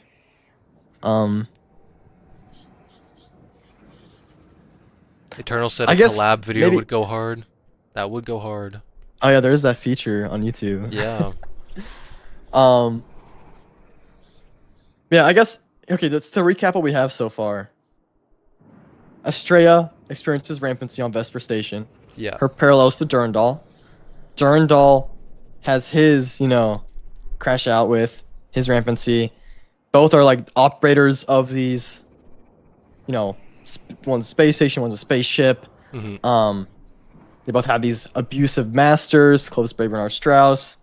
And then they retaliate. They experience these stages of rampancy. They lash out. Mm-hmm. They transfer their place from that space station spaceship to then somewhere else. So Durandal goes to the the fourth ship, and then takes all that data with him. Yep. So does Estrella with all that data, and she goes, and now she's on her way to Neptune. Mm-hmm. So, and then on Neptune we have connections to Maya Sundaresh. We have connections to the Vex. We have connections to the Scions. Scions have a parallel to the Spit because they're both these old, because the Spit have this like connection to like, mythology and like the spiritual realm. Because like with the whole Yarrow and working out of that whole thing. And then so does the Scions with the Y Goblet, the Veil, and then Nezarec. And then Scions are enslaved to the Cabal, and the Cabal are very much a forward parallel. Mm-hmm. So like it kind of like those all work together. Yeah. Yep. Oh. I think we cooked. We got to make this a video. Yeah, I think we do. Yeah, this is goated as fuck. This is. I mean, it's just cool to think about because like it's. And the crazy thing is like they're definitely gonna do something with Estrella because like the whole voice lines with the Wolfsbane mission were all about Estrella. Yeah. And then they wrote these the news messages in Tharsis to then continue that. So like they're Holy crap! $50 What? from Neck Jedi. I love the videos from Neck both Jedi of you. W. Do you guys think that the lore is still moving in the direction of Gnosticism? 9 equals Aeons. Do you think there could be connections to it in the Scions and Veil? Okay, that's a big question. Okay. With Gnosticism, the whole Ab- Abaddonke cinematic universe. But yeah, the whole connections there, like the Gnosticism stuff still works with the whole Winnower. That's I have one day I'm going to make this video with Yeah. Gnosticism and the Winnower. Like it's because It is I have so the same things. Destiny is so it's so influenced by Gnosticism. Yeah.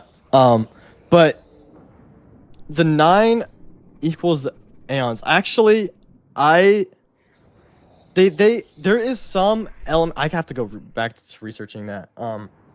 Because I think there is some of like the planet. There's like planetary influence there, so maybe there's more connection to that than the Aeons. Because the Aeons are, um, they are these godlike. Like I put like they're on the same level as the Winnower because I consider like this because like the Aeons and Gnosticism are these gods. And there's a whole big pantheon of them, and the Winnower it would be among that. He's the parallel to him. Right. So I just have to do more research into that because I don't know if you because I don't think the 9 are on the same level as the Winnower. So I don't think they'd be the same No, on the yeah. same level as an Aeon. But I think they're I bet there is a connection there though. And then do Yeah. you think there could be connections to it and the Scions and the Veil? Um, with the Veil, because I think so. Like I still think this is true that the Veil and the Traveler are like the avatars of the Winnower and the Gardener. So Yeah. like Yeah. they are these beings connected to that. So the Veil still I think it still works in this theory with the Gnosticism parallels and stuff like that. So it still Mhm. connects there. They're still consider what would I call them? I have to go back on my research, but like yeah, it still connects there. So in D3, yeah, I mean if they do Nope. the D3 Winnower saga, then yes, they would develop this way more there. But I think that's coming. I think there's a Winnower story coming, so there's a connection being developed still. Ah. Dude, whenever we have like these like aha moments of being like, holy fuck, like this shit connects, like that shit is the best feeling Dude, when I it comes know to it's Destiny like lore. this is what we do it for, bro. This is This is what the we do. feeling, dude. It's like I remember like Desert Perpetual Day 1 or whatever, like it's a bit unrelated, but it's a similar feeling where my team we were on Hobgoblin for like fucking 9 hours or some shit, and when we beat that boss, oh my god, dude! Like the adrenaline, the feeling you get, it's good. And this is like Yeah, pretty it's so similar. nice. Yeah, it is. Dude, like I gotta rewatch this. We're like we both came to like the same conclusion at the same time. Yeah. That was awesome. Like, Oh, Estrella's kind of sus. Wait, she's low-key Durandal. Oh, okay, now, okay, because if rampancy is also explored in Halo, like, I kind of want to learn Halo lore now, dude, just yeah, to same. confirm, just to be like, I okay, what are more parallels, so we can like just bring more evidence that of Bungie, like once again bringing these parallels between all these games, right? How is rampancy explored in Halo, right? To prove that Bungie, because of their history, might also explore this same phenomenon in Destiny. yeah, yeah. Like I have no clue how far rampancy like goes in Halo. It's like I gotta know as well. Oh, there's so much content to make. There's so I much know, stuff like to this. do. Marathons This is coming out. Like, holy shit, dude. like, this is. I mean, this is kind of why this like delays low key kind of nice because like there's Yeah. time to do all this stuff. Yeah, imagine like we then get Shadow and Order lore dropped in us. We gotta work on that too. It's like, oh Oh, I lord. know. Yeah. Eternal Yeah. says I'm so in sorry. Halo it's more like AI reaching their expiration date and they start to develop a greater sense of free will. Okay. Okay, it's kind of similar to Rampancy, right? Like they, it's not really an expiration date, but they do. I guess they develop a free will at the end, but it's a little similar. Yeah, it's similar in that regard. Yeah. But yeah, Shadow and Order. I'm so excited because like you know what this delay. This delay is giving the writing team more time to write because like Hmm. we're gonna get more lore tabs probably. Like that's Hopefully, like with the hopefully way we'll see. Ash and Iron lore was, it was oh, jeez, like that was a Yeah. bit rough.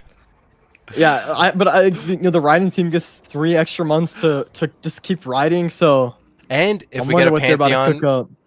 Pantheon 2.0, we'll get some more Pantheon lore, Yeah. right? So, Oh yeah, you're right. Cause that was major. Like there's still something. Cause like, oh my god, yeah, that's so true. Like, cause like although like every boss, like they wrote a little like thing about every boss and like the twids and stuff. Um, and like there's and those a lot of those things they wrote like were hinting at future storylines. Like mhm. the Nezarec one hinted at the future of like Nezarec and like Mithrax, and then Yeah, there's the one with Rolk. The one with Rolk is still unresolved. yeah, because they Um, sent the scout to Lubre, right, or something like that. yeah, yeah, like yeah, there's some ship, whatever. Like they sent it was not it was like I think it was like a scout or something like that. They sent that Yeah, to Lubre, and I think there was something about like something was hinting at the dreadnought or the heresy storyline with the dreadnought. I think it was the one for Oryx. So yeah. Oh, and the one with Atrax hinted at Vesper's host too. yeah. Hmm. Um. So yeah, like there's gonna be some crazy lore. Okay, what would be your ideal Pantheon lineup? This is kind of I don't know. I just had this Okay, question. Crota.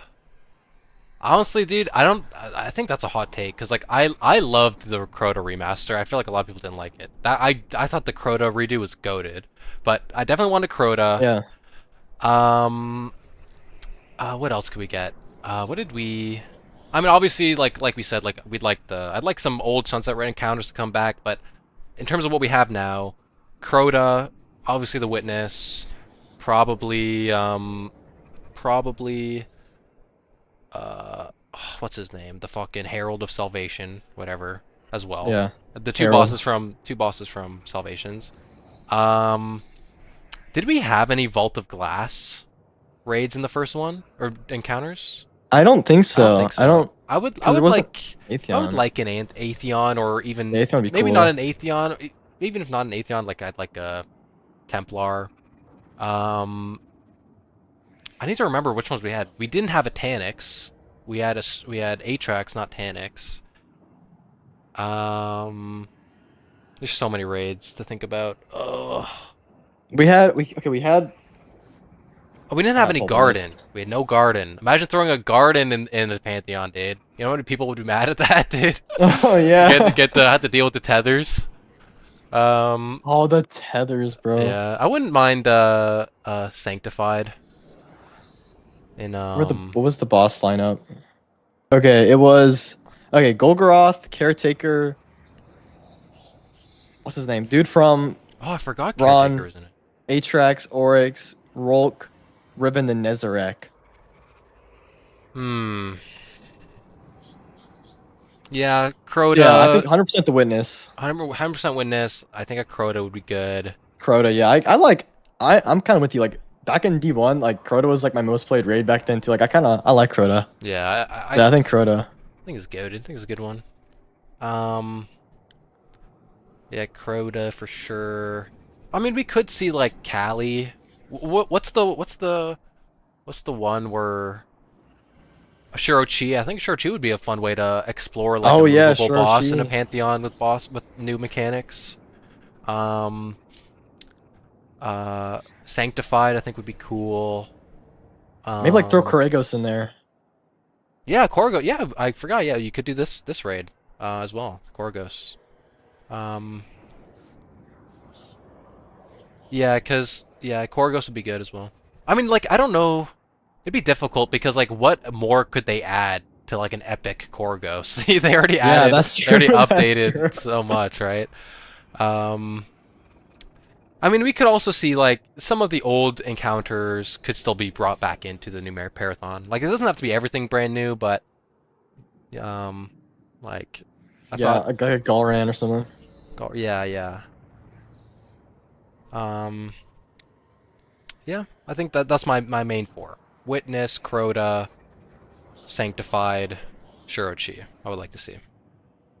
It's a good lineup, yeah. I think I'd say mine is like I think Witness and Crota would be mine as well.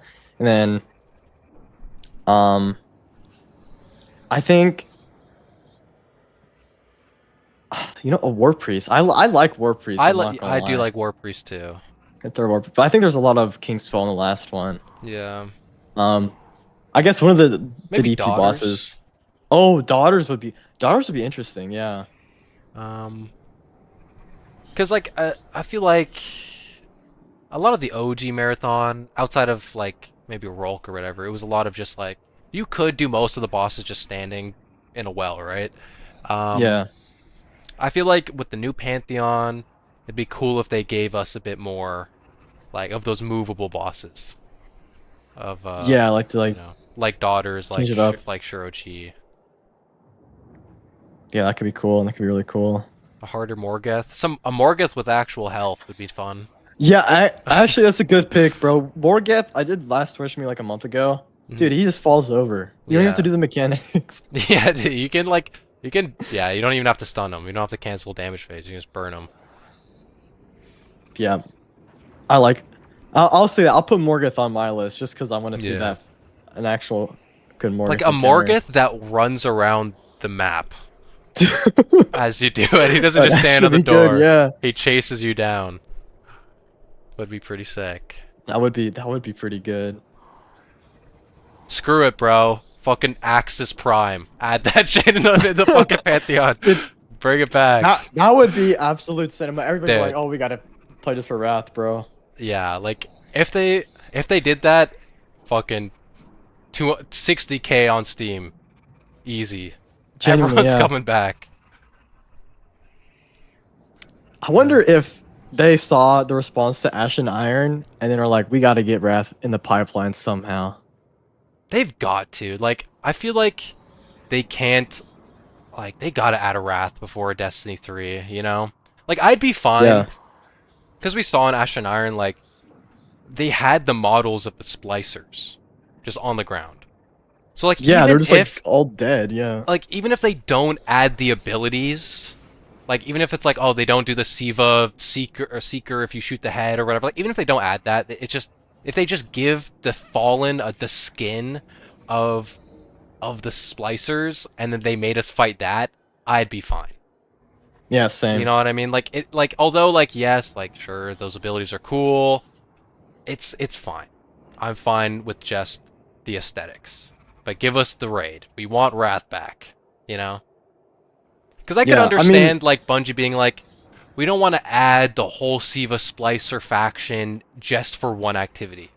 And like they would have to make it make sense in the narrative to some extent. So I'd be fine with it if they didn't put on all the effort. You know what I mean? yeah. For that. I mean, here's some copium. Like they brought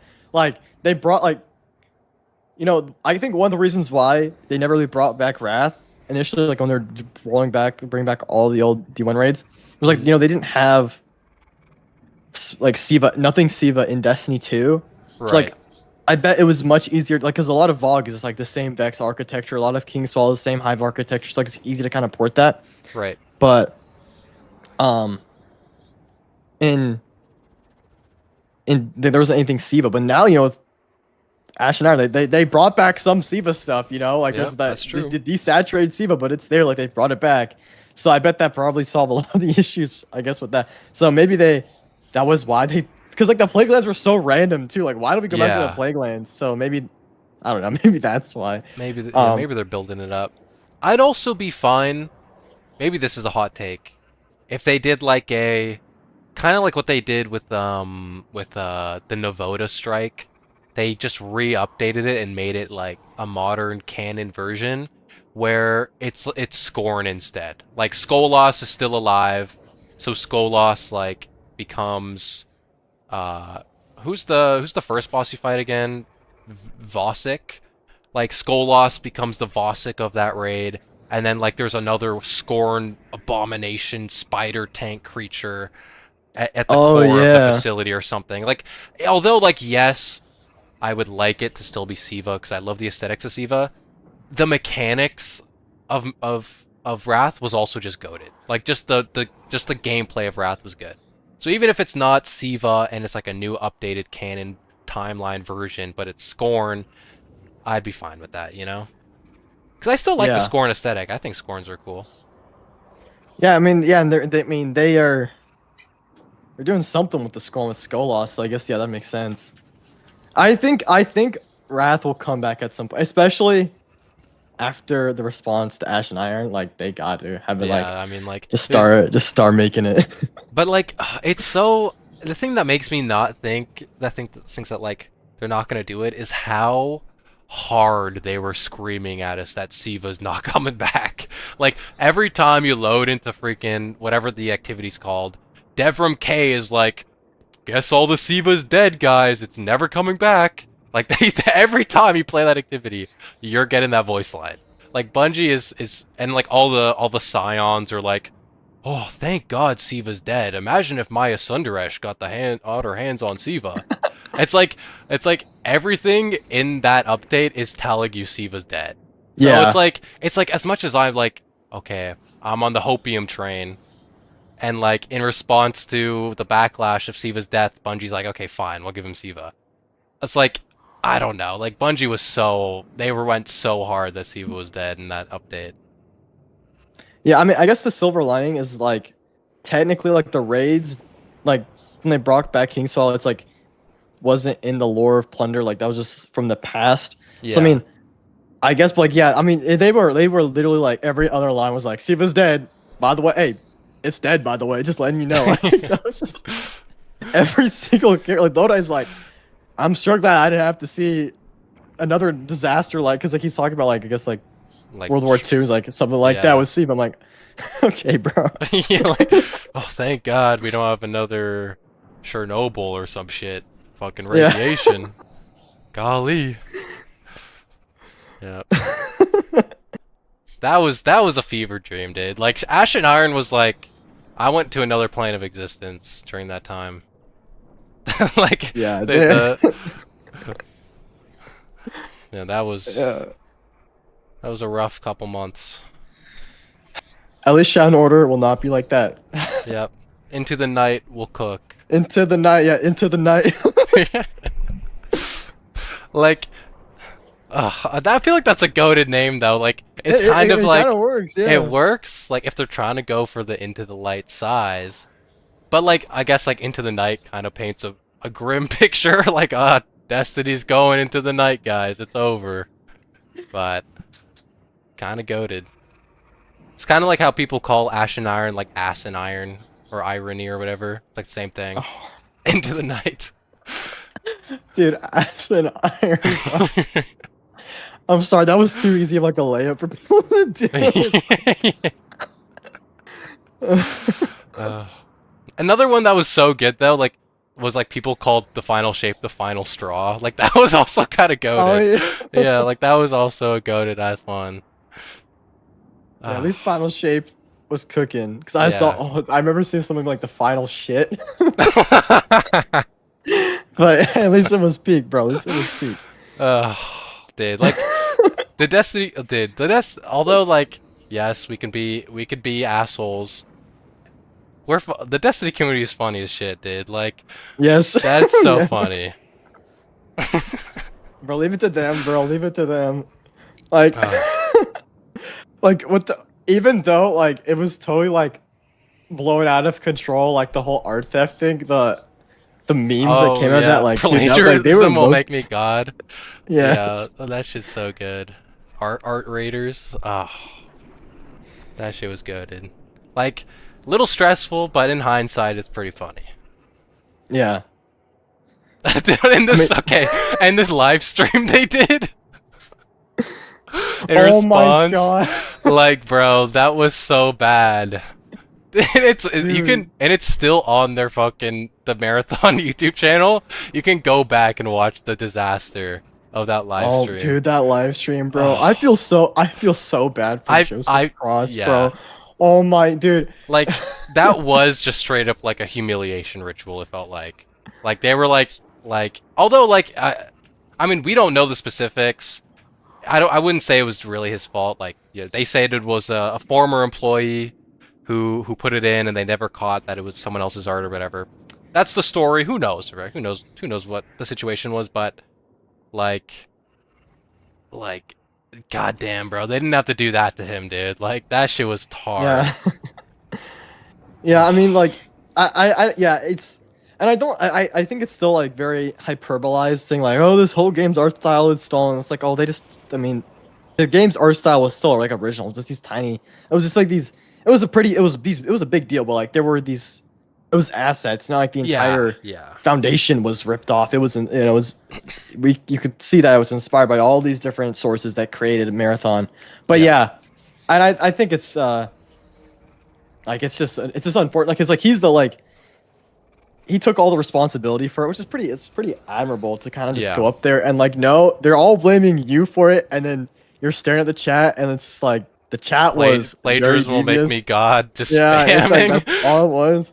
And uh, he's took it. It's like okay, he took responsibility, which is like good on him. But get on him. yeah, it's Yeah, just unfortunate situation. yeah. It is But they unfortunate. got past it though. Like dude, nobody's even talking about that anymore. That's like everybody forgot about that because like it's they cooked. They They went back and cooked. cooked, bro. They cooked. And like, I don't. I need to remember go back and look at what what the landscape was about marathon at the time because like I don't remember what it was that like really got Bungie to make the closed alpha public. Like, what was the like? I know people were like, "Oh, it shouldn't be NDA'd," but I don't I don't remember like what the landscape was that really pushed Bungie to do that. Like, was it like more than the Destiny community? Was everybody like, "Oh, make it public, make it public"? Yeah, I I don't think know. because okay, because like the timeline of last April was like they had the ARG for like the first like for that Right. week, and then the gameplay reveal happened, and then they did the live stream where they Hmm. announced the alpha, but then the live stream didn't really go like at least how I remember it didn't really go well because it was like just them sitting on the couch talking. Yeah, yeah. And I I remember don't that. think I think people were like, we need to actually see gameplay and stuff. So I think the response to that live stream, but I guess like the Destiny community, but I think I think it was a bigger deal in the gaming world. Like I think a lot of people were watching that and like were like, we got to Hmm. see actual gameplay of it because Yeah. like we didn't really see anything. So I think that's what got it. But it was like it was just a whole like there was a lot of hype. Like I remember just the ARG hype was insane. Hmm. Yeah, I wish I was part of that. Like, I didn't really start getting interested in marathon till like a couple months ago. So like, I wish I was earlier in the hype train. Yeah, Um, like I lived like I was paying attention to the whole ARG, but like I wish I was more involved with that ARG, you know. yeah, But I wish got I the next was, one. yeah, the next one, I hope to be involved. The problem is like, Yeah. it's like, shit happens so fast. Like, like people, whether it be, listen, the unemployed brigade, like they work. That's not even meant to be offensive to people. People who got time on their hands, like they're like ARG, we're fucking 48 hours up working on this, and I'm like, damn, bro, like where do you got the time? I want to do this shit. Like I wish I could Dude, do yeah. that. Dude, my sleep schedule was low key cooked back then because I was like trying to stay up as much as I could. And I had to go to school, but like bro, I remember because like a big I don't know how familiar like I don't know how much you know about this ARG, but like there was a part of the Hmm. ARG where like all these different oh I got Abaddon, kicked to orbit. no. It was finally your uh, turn. they got Let me. me But yeah, fight you. uh, yeah. There was a part of the ARG where like all these like every person had to like control like this like how for how like there was like this map, right? And then there's Hmm. three different coordinates, and they were trying to align these coordinates, and like every single person had to like press a button because like you press it and that'd move it one, and like then you were on a cooldown, and then you had to move it like 100 amount of times. So, like all these different people Right. were having to like align it. I have to go back and look at the whole ARG, but like it was this whole thing, and there was and that like there were updates that kept going on, like every like I said, like in 45 minutes this would happen on that website, and then that kept getting pushed down. I remember because like it took Hmm. like 17 hours until like something actually happened there, and like people kept spinning that around. I just remember, but then like dude, it was so hype when it aligned, like everything aligned, Hmm.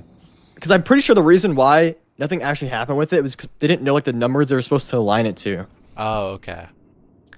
It was like the coordinates, like they're still trying to figure out the actual coordinates. But once that was found, dude, it was actually like it was so cool seeing like the the coordinate, like it was like the whole thing just spin around. It's kind of hard to describe Hmm. like what it is, but like it was just spinning. I could see the coordinates just spinning around, and they finally aligned and unlocked the like the gameplay reveal. But that was that was Hmm. pretty cool. It's pretty cool. Yeah, Bungie cooks for these ARGs, man. Whether it be Chestiny or anything else, like, Oh, with oh, Chestney, yeah. they cook, dude. Yeah, it was so sick going from that, and like literally the next week was Chestney. Yeah, yeah. I'm glad. I'm actually really like, in hindsight, I'm just so happy they did that because people were like, "Where's like?" Because for years there've been no Destiny ARG, and so Hmm. they were like, "We want an ARG," and then like as soon as the marathon one ended, there was the Destiny one, so like it worked out. Yeah, I wonder when was the last pre-Chestiny? Like, I mean, there would be like Oh, always good like mini question. ones. Like there was always like a mini ARG kind of with the collector's edition, but it's not like a grand scale type of thing.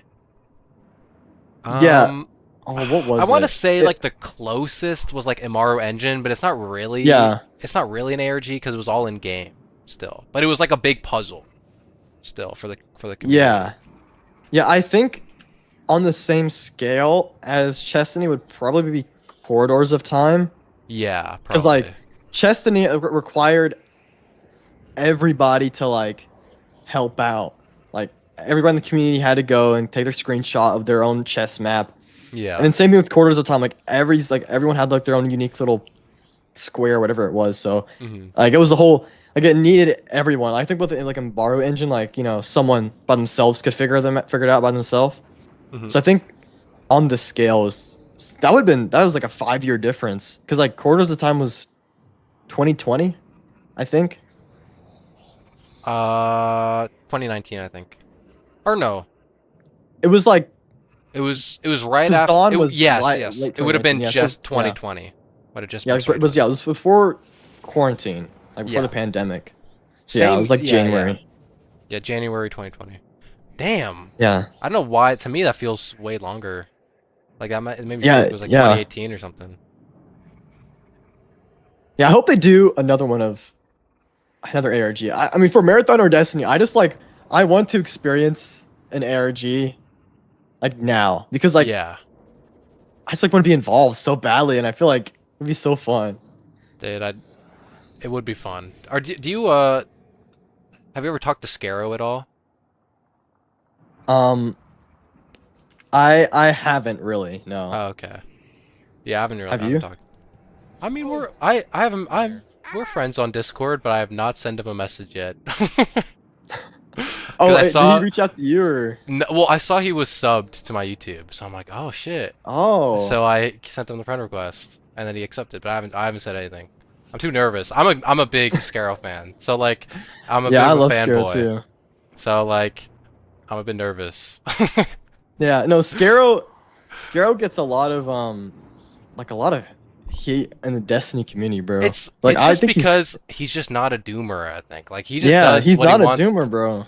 And like a part of it is like I resonate with him a lot because like I mean to some extent because you know I'm not a full-time content creator. I do this is my hobby, right? I do this for fun. I have a normal full-time job.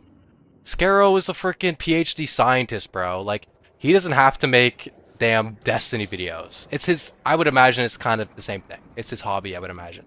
So it's like, well, he's probably just like, listen, he just wants to have fun and talk about what he likes. I would imagine, not to get parasocial. I don't know, but like he just, from the vibe I get from watching him, he's just not a doomer.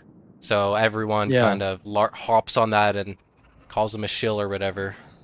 But Yeah, like but people who aren't doomers get like Toad Smoothie, like yeah, yeah. he's so positive too, and I don't think he doesn't get like flack at all like Scarrow, but like yeah, but um yeah, I don't know how Scarrow does it like because I was listening to a podcast Mhm. he did with somebody and dude he said like during Corridors of Time he was working like that was when he was like actively working on his PhD. Or Right. no, it was probably before. It's probably like he was in like doing his graduate. Or whatever. I don't know how that school works. He was in the middle of doing his school, and he was like, he'd he'd go like he'd wake up at like 7 or 8 in the morning. Probably I think it was like 7 or something. He'd go to school, do stuff. He'd come home in the evening, start streaming, stream all the night, go to sleep at like 5 a.m., wake up 2 hours later, and go back to school. Like, how are you doing that? And he did it the whole week Yeah, that's as oof, Corridors of Time was happening. I'm like. that's commitment. Scarrow Yeah, was just locked in, bro. he's locked in. Destiny Marathon, he's there. Bungie, anything. The Yeah, goat. The goat. dude, I'm so hyped for the marathon, like, cause like I mean, like the Cryo Archive map, the one on the marathon, Mm. cause like they're saying like that has to be unlocked. So like I'm wondering if Oh. the process of it being unlocked is just gonna be this huge like event, like Like a I don't know, secret. maybe, yeah, like something maybe like Chestiny or Corridors of Time or like That'd be cool.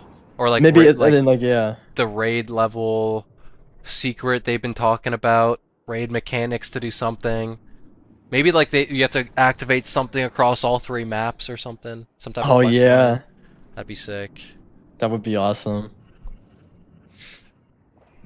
Yeah, That would I'm be sick. that's like that's really soon as well. So we'll Yeah. see. And what's crazy is like marathons, although it's not launching next Thursday, it kind of basically is because like Yeah, it it's does feel like it is. Yeah. the server slam goes until is it Tuesday, and then it's just like a 2 day Yeah. break until the launch. So it's like barely not the launch. Like it's practically Yeah. the launch. So it's like Exactly. it's Yeah. pretty exciting. Um, It's this is also why I think this game is gonna like you know perform very well is because like bro Bungie is letting pretty much everyone play the game for free yeah. for the first like few days of its launch, and then Basically, yeah. the game actually comes out. But, like they get to play so much content. Like a lot of it is like unlocked. So like that just shows that they're confident in this game because like they're letting everybody play for free, and then of Mhm. course if people are gonna like it, they're gonna go buy it. But like Yeah. right before it's launched, you're letting everybody play for free. Like that's pretty big. That's pretty It's bold, and pretty big. I think that shows that their confidence is gonna do well. Oh, and there was that like there was something that came out like the Sony someone higher up at Sony was like we're confident in Marathon now, and like they had been like Mm, historically like very maybe skeptical like or whatever. skeptical, yeah. So it's like Um, now they're liking what's here, and then I've heard of course it's all NDA'd, so but I've heard like the um the closed tests that were NDA like those went really well, but mm, of course I never played it, so I can't really speak on that, but I've heard the people who have said I think you mentioned this as well because I think you played it right, you played one of them like yeah, I played what you played was good. yeah, I played in October. Right, it was right before Arc Raiders came out. So, uh, I played it and I liked it. It was really good. So, I'm gonna be I'm gonna be number one Rook NA, dude. I'm gonna be a Rook main. I'm gonna be Rook zero main. zero to hero. I'm wiping squads fucking with my gray pistol, dude. I'm gonna be the elite scav, dude. I feel like those This Rook is runs are so gonna be fun, fun. yeah. Because like Yeah. I was talking with chat like the other day, and it feels like I feel like it'll be rooks against everybody else. Like the rooks themselves, like because they're scavs, they have nothing on them. They got a lot to gain, but and all the normal players have a lot to lose. So it's like it'll almost be like an honor among thieves, where I feel like some rooks will be trying to team up and squad wipe some folks. So I think that'll be fun. Yeah, there's gonna be a lot of clips that come out of it. It's gonna be funny. I can just My already. my I'm just main waiting. my question is whether you can do contracts while you're on Rook. Oh Um, yeah, cause good you're point. cause you're um because like I don't know if it's like an in-law reason of like, well, you have to be a runner to work with the faction, so if you're a Rook, I don't know. We'll have to see. Cause if you can't do quests in a Rook, that'll kind of suck. Um, but we'll see. I guess I don't know. Hopefully, I'm basing that on nothing. But I'm just making sure, Yeah, Bungie, if you're watching, I want to do quests on Rook. I want to be #1 Rook. Yep. I yeah, I don't know if they. Yeah, I guess we'll. I mean, I guess we'll see next Thursday. Um, because I think the only like, you can play. Yeah, you could play as Rook. You just can't play as Thief. That's when like Yeah, that's that's not in unlocked. season 1 or whatever. Whenever that happens. And then it's the what's the other map called? It's I think Outpost is the one that doesn't come out until launch day, and then of course the Yes. marathon map doesn't come out until it's unlocked. Yeah. Yep. Which also like way back, like last April, like when like a bunch of creators were saying that they played marathon way early, like Hmm. way before it got officially revealed last year. They were saying like Scara was saying like there's something very game changing about marathon Mm. that he can't even say what it is, but it's like in the realm of like his like puzzle kind of raid like stuff. So it's like there's something else to marathon that is just being kept hidden. Yeah. I feel like it It's has to be a so hype. raid or something. Like, like, but I also want to know like if it is a raid, because they keep saying raid like. Yeah, like raid It's like like they don't say, oh, there's a raid. So I'm like, okay, what? How could a raid appear within an extraction shooter? Like if we have like a Destiny raid equivalent in an extraction shooter, and so it's like it's really weird. Like, is it going? Like obviously it's going to be PvE VP, right? Like they're not going to make a PvE mode. I think like Joseph or Joe, the game director, whatever his Ziegler. name is, Ziegler. He outright said there's no PvE mode. Like this is just it's an extraction shooter, and so like if we have a raid but it's PvP, like imagine doing Vault of Glass in D1 and you're building the plates and then you know how like other players could help you? Instead of coming to help you, they wipe your squad, dude, and they steal your Yeah. Galahorn or some shit. Like it's like how is that gonna work? I'm so interested. Yeah, I have Like no clue, but it's gonna be just and like it's gonna have like at least it's gonna have like this fit compiler. It's yeah. like that's just gonna be crazy. Like you're going in, you're gonna fight this fit, and then here comes this other team. They come and just, or like, dude, imagine this. Like, you got your team, and then another team. Like, hey, you tell them to team up, and then now you're working Yeah. together, and then Mhm. you kill this fit, and then maybe there's some crazy loot there, and they just kill you. Yeah, it's kind of like in Arc Raiders, I feel like it's kind of similar with whenever there's like the matriarch or whatever, the big ass robot. Like I feel like from my experience playing it, like everyone would kind of team up a little bit. Let's kill the thing first, and then we all start PvPing. Like, I want those damn matriarch cores, bro. Fuck you. And then we just start killing each other for it. It's like, you know, like it'll probably. I would imagine it's probably something like that. Like team up until Yeah, the final moment. yeah, it's gonna be a crazy like I'm just so hyped to experience like a launch of a game like that. Hmm. Like, It's not very often we get new yeah, Bungie games, right? Like yeah, last one was 8 years ago in D2. So it's a big moment, and regardless of how launches generally have gone with Bungie over the past bit, with like Destiny 1 and 2, where the launches haven't been great, they've every Bungie game has always left an impact, whether it be Halo or Marathon or whatever. It's That's true. always Yeah, built a very community true. somewhere. So like even if it's not Arc Raiders level numbers, even if it's not the biggest launch you've Oh my ever gosh. seen, I think like at worst, at the worst launch I think we're gonna see possible for Marathon, it'll be like a D1 style moment where like a lot of people play it. Maybe it doesn't resonate with everybody, but for the people it does, it's gonna be their game forever, right? And slowly from there it'll Yeah. build. That's like the worst case scenario I feel like for Marathon. Yeah. I think like it's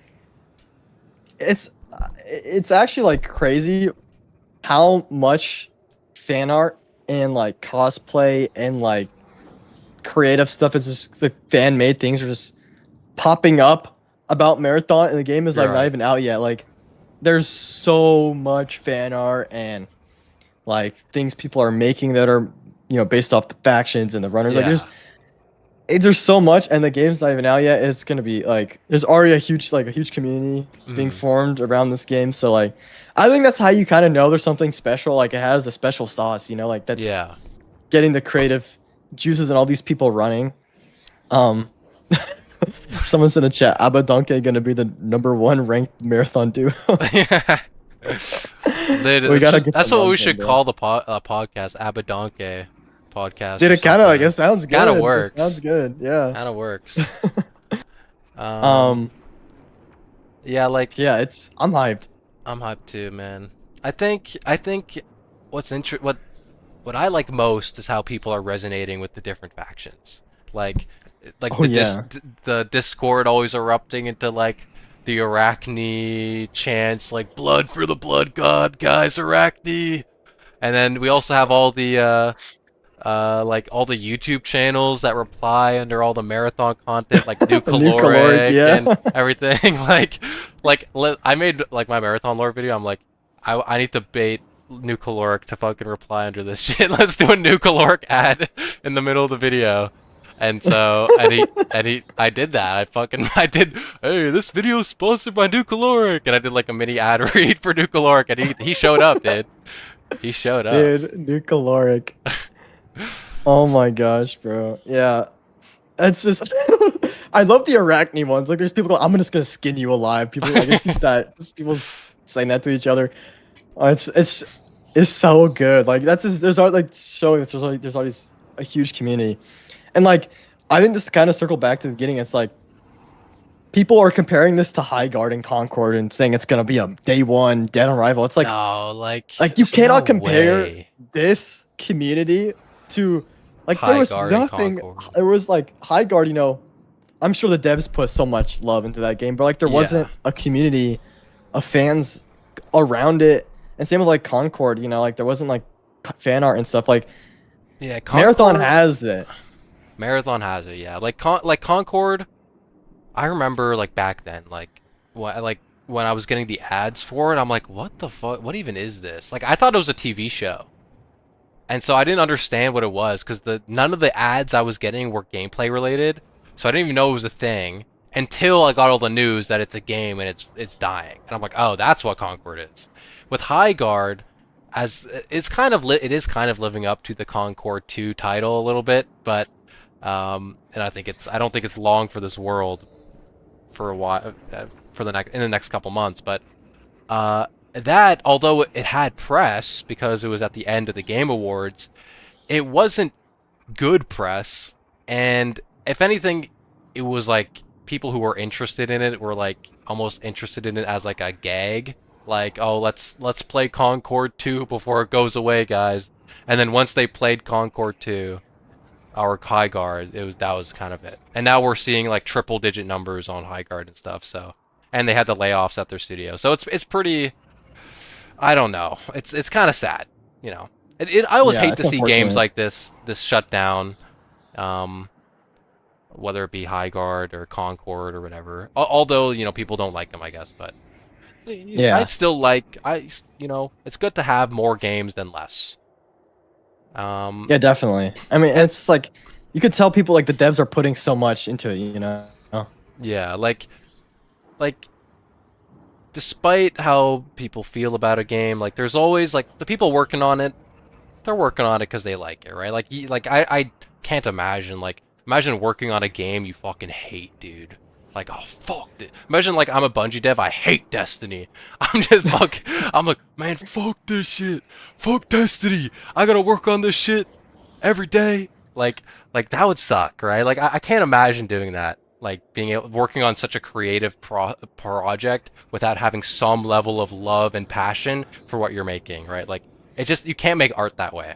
So, Yeah. despite the bad news surrounding these games, like there's definitely the people behind that care, to some extent. Yeah, 100%, yeah. Um, but yeah, and it's also like it's just like there's like a sentiment online where like people are just banking on like the downfall of games. It's like, bro, why are people so doomer? You know what I mean? Like, why are we like just wanting these games to fail? It's like, man, it's just like kind of It is sad how people want failure. it is yeah, like I don't know what it is about gaming culture nowadays, but like it feels like if a game isn't like a Arc Raiders level explosion or success, right? Like then it's a bad game. Then it's Concord. Like I feel like I don't know what it was, but like Concord broke the brains of like some of the most like I don't want to be rude, like I don't want to be mean to people, but like kind of miserable gamers who like are unhappy and they're like, oh, maybe they're unhappy with the general state of gaming, which I don't think is unfair to say, right? Like, because of all the microtransactions and live service, it's not always the best business practice. So seeing a game as big and as majorly funded as Concord fail might have been like a vindication to some of these people who are unhappy about the gaming industry. And now every game ever is like they hope is that Concord 3 that will vindicate them again, maybe. I don't know. But it feels like every game now people are just wishing it dies. You know? Yeah, it's unfortunate, but I'll have to say, Marathon is not gonna be one of those games. I don't think, you know. I don't think so. Um, yeah, I I don't mean, we think have 1 so. week left. 1 week left. 1 week to go. Welp. Welp. Is there anything else you want to touch on, Abaddon? I think that's kind of it. I think we kind of covered everything. Covered everything. We gotta make we gotta make the Estrella video. Yeah, we actually do. I'm gonna follow you up on that. We gotta Yeah. cook something up. Um, we like because I don't know how to use there's that the feature on YouTube, like the collaboration feature. We could like Yeah. use that, you know, like we Well, could cook something up. we can cook something. We'll have to look it up. Um, but yeah. But yeah. Yeah. Anyways, guys, if you guys like these conversations between me and Abaddon, put some W's in the chat right now, guys. W's. Yes, bro.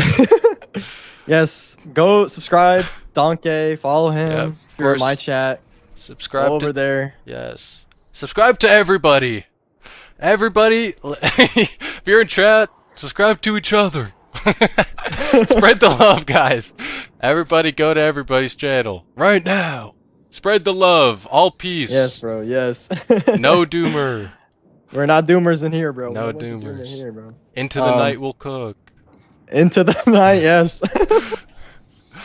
Into the night, bro. Sorry, dude. Ah, Oh, okay. Well, well, it's been a yeah. great conversation, Yeah. Abaddon. And Likewise, likewise. I mean, I guess I'll see you next week because see it. we gotta we gotta get some runs we're in, gonna bro. be gaming. The lore hunt begins, and Yeah, we'll finally get out the hot tub. yeah, yeah.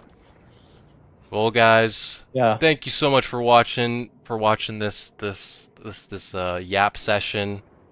Maybe this will become. Maybe we'll build this into to a regular podcast, a monthly thing. We'll make it official. Maybe we'll be in the Yeah. we'll be in the DMs. We'll be in the works, and Yes, we got some things to cook up. we got the things to work on. So, Abaddon, thank you. Much love to your Yes, chat and likewise. everybody. And I'll talk to you later, okay, buddy? Yeah. See you soon. Yep, see ya. Have a good night, man. You too, man. Bye-bye. Chad, can we do some W's? Can we do some W's? Not gonna lie, I don't know how to end a joint stream. How do we do that? I think I end collaboration. Baba Booey. Okay. Welp. You guys like that? Sorry for not reading chat, guys. WWW. Much love. Sorry for not reading chat as much, guys. Because of that, we're yapping. We're yapping, so I can go back and look at some chats. Let's see. Well, how's it going, Dio Damon? I don't think I thanked you for your follow earlier. Thank you for that, brother. Um, let's go look through some stuff. Oh, oh, oh! I lost the chat. There it is. A lot of. Why do I keep losing the YouTube chat? There it is. Okay. A lot of Doomers are collectively within Lucky Tempe channel. No hate to him, but yeah. I mean, I guess. I mean, I feel like that's a. I guess. A part of that just comes with commentary, I guess. The commentary scene of Destiny. I used to be part of that scene. I don't know if you guys know this. I mentioned this in my last video about the state of the game, or about the delay. And I talked about how I used to be a commentary YouTuber, but talked about Destiny. I had 3 videos that Lucky Tempe reacted to. He posted reaction videos to my to my videos. That was like the first. Though he was like the first creator to like actually react to my shit before Astacross. So yeah, he reacted to 3 of my videos. I think it was 3. It was 2 or 3, but he reacted to at least 2.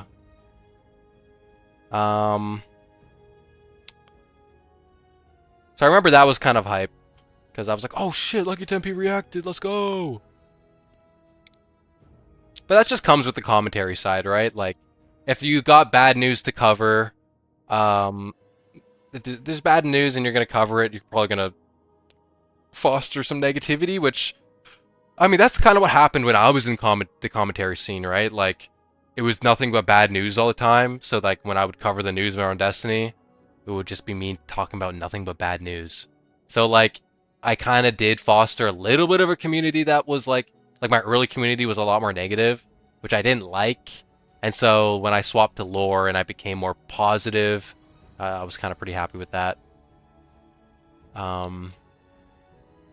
Yeah, no hate, it's just news, yeah. And even when I covered the news, I covered it in the same way I covered the delay news. I was, even though, like, you know, even though sometimes I will admit my thumbnails and titles were a little bit, they were a little bit baity. I will admit I went a little bit too hard into those titles and thumbnails a little bit, but when the actual video itself, my commentary was pretty optimistic. But the title and thumbnail were a bit much. I don't know much about the whole Concord situation, but from what I saw about it, you know, the character designs weren't great.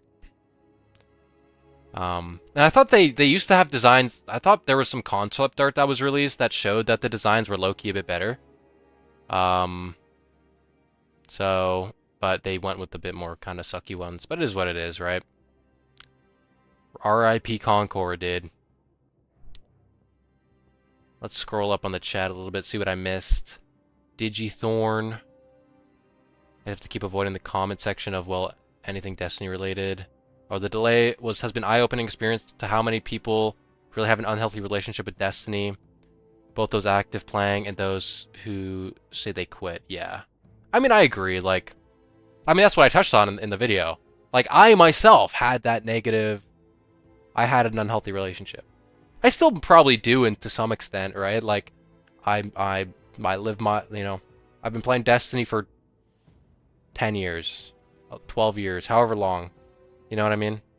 It's probably not. Although I don't think my relationship is as unhealthy as it was. You know, there's probably still a little bit of like improvement I can make. But regardless, you know, try to keep a positive mindset. Negative times, negative, but negative times, negative is a positive. So hopefully, uh, all the negativity we're collecting comes back around. It's like Jujutsu Kaisen and cursed energy, right? If you multiply cursed energy against itself, you get positive energy. That's the reverse curse technique. That's what's gonna happen with Destiny. We're gonna produce so much negativity that that it multiplies against itself, and then the game becomes a W. Then we all start becoming positive again. I only figured it out on the verge of death. Something I something I could never do. And then you have like what's the guy's name from Modulo? Madabara, who's like, "Ah, yes. Earth's Earth's curse techniques are so advanced."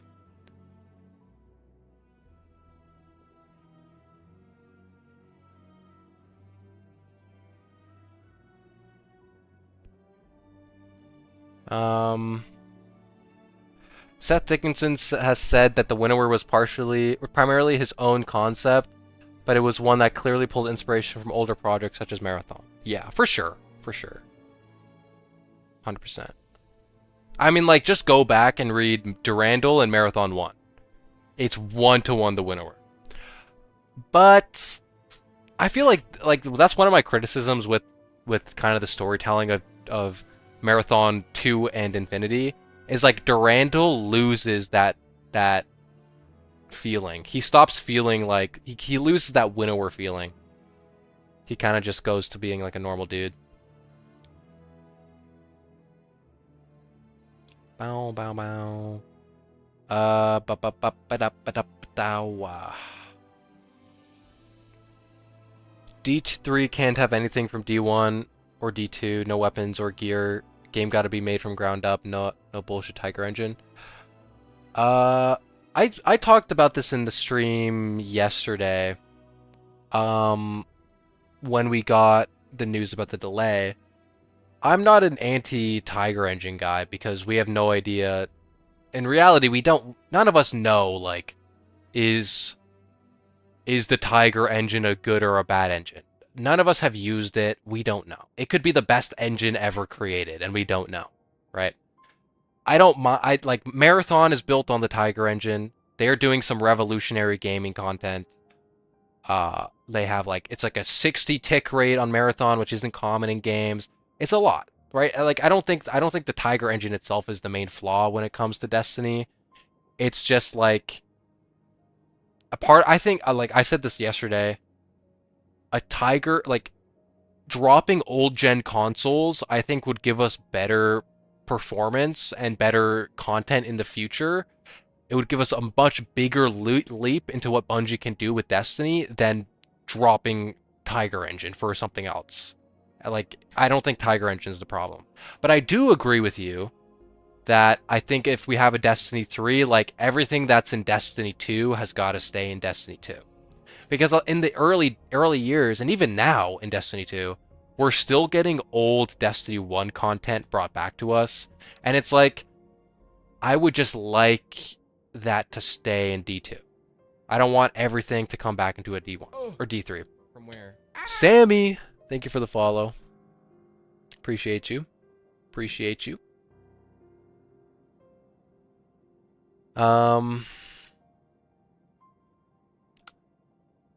Actually happens and it's happening with Marathon.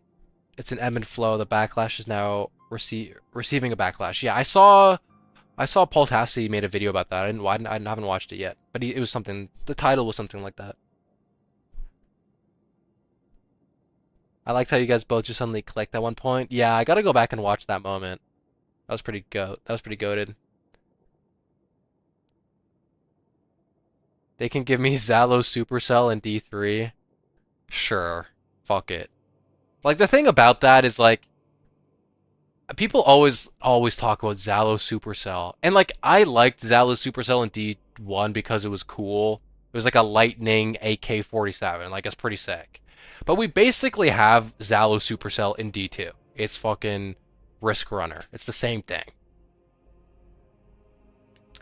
In Abaddon's video, we talked about two timelines where we won or lost in the aftermath of Renegades. Drifter sided with Bale, who would have ruled the last city, but it's depressive. But if we went against them, the whole solar system would go into chaos. Yeah, that's the whole thing about the vision that that Drifter got from 6, I think, where they said like, okay, you can either side with 6 and blah blah blah. Like there's that timeline, and then the other timeline is like, oh, if you don't side with us, then we're going into extinction. You're driving the city into ruin or whatever. Um, you know, you know. I need to watch this video. I watched the first little bit. It's just an hour. I just need to find time to actually watch an hour-long video.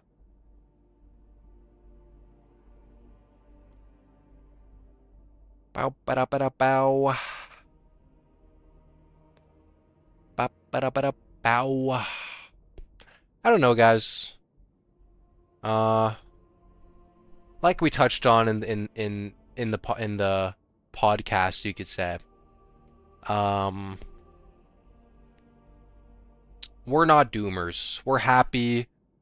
I don't know. I wouldn't say happy, but like we're optimistic about Destiny. You know, it'll keep going. It'll keep up somewhere. We just gotta wait in the short term, right? That's all it is. If the city goes into ruin and we actually lost, which sets up D3, that'd be perfect. Yeah, like Abaddon said, like it'd be cool to set up a D3 if like we lose in the Fate Saga, and then that leads us into a D3 where like, okay, extinction is here, we gotta do some shit. Like that's cool. Because like Bungie tried to do that with Lightfall. Like they tried to have the Avengers Infinity War moment where like, oh no, the Veil and the Traveler have linked, and the Witness is inside the Traveler, we've lost.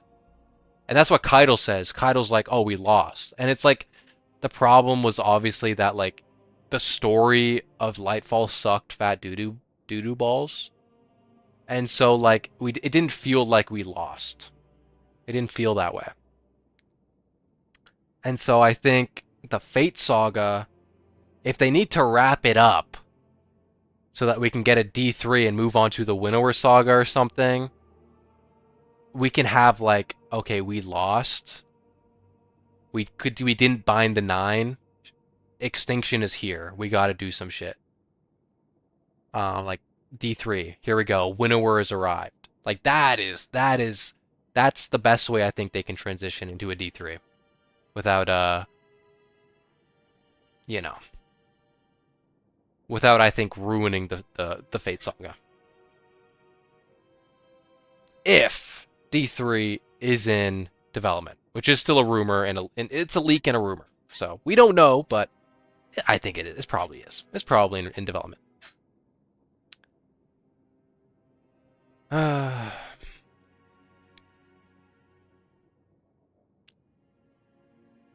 How are we gonna fight Winnower at level 0? Like level 0, you mean like a reset? Well, I think the Winnower, you would be building up to the Winnower. Like you're not gonna immediately go and fight it. It'll be like a witness situation. They'll build it up throughout the Winnower Saga probably.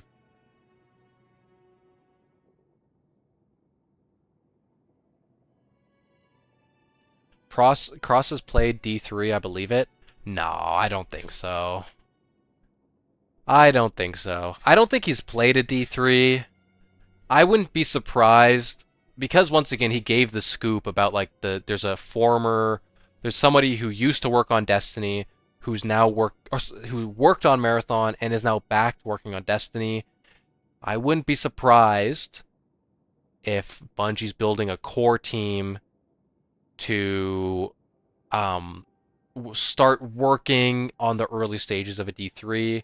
And maybe Astacross might know that there's a D3 in the works. I don't think he's played a D3, but he might know about it.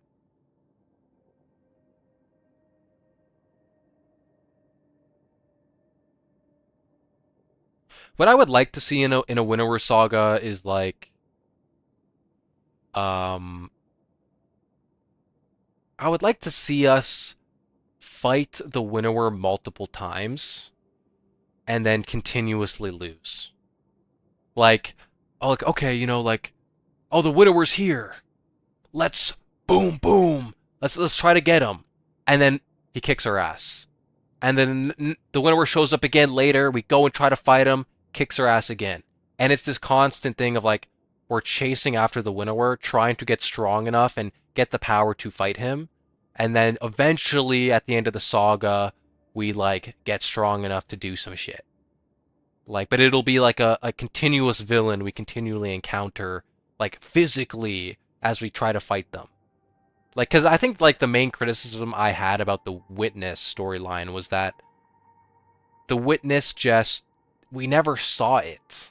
Like, we only saw it in cutscenes. We never really got to meet it and interact with the Winnower, try to fight it until Final Shape.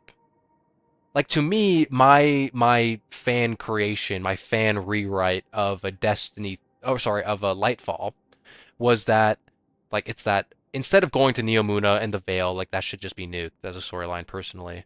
But like, it would be like, okay, the Witness is here. We're the tip of the spear.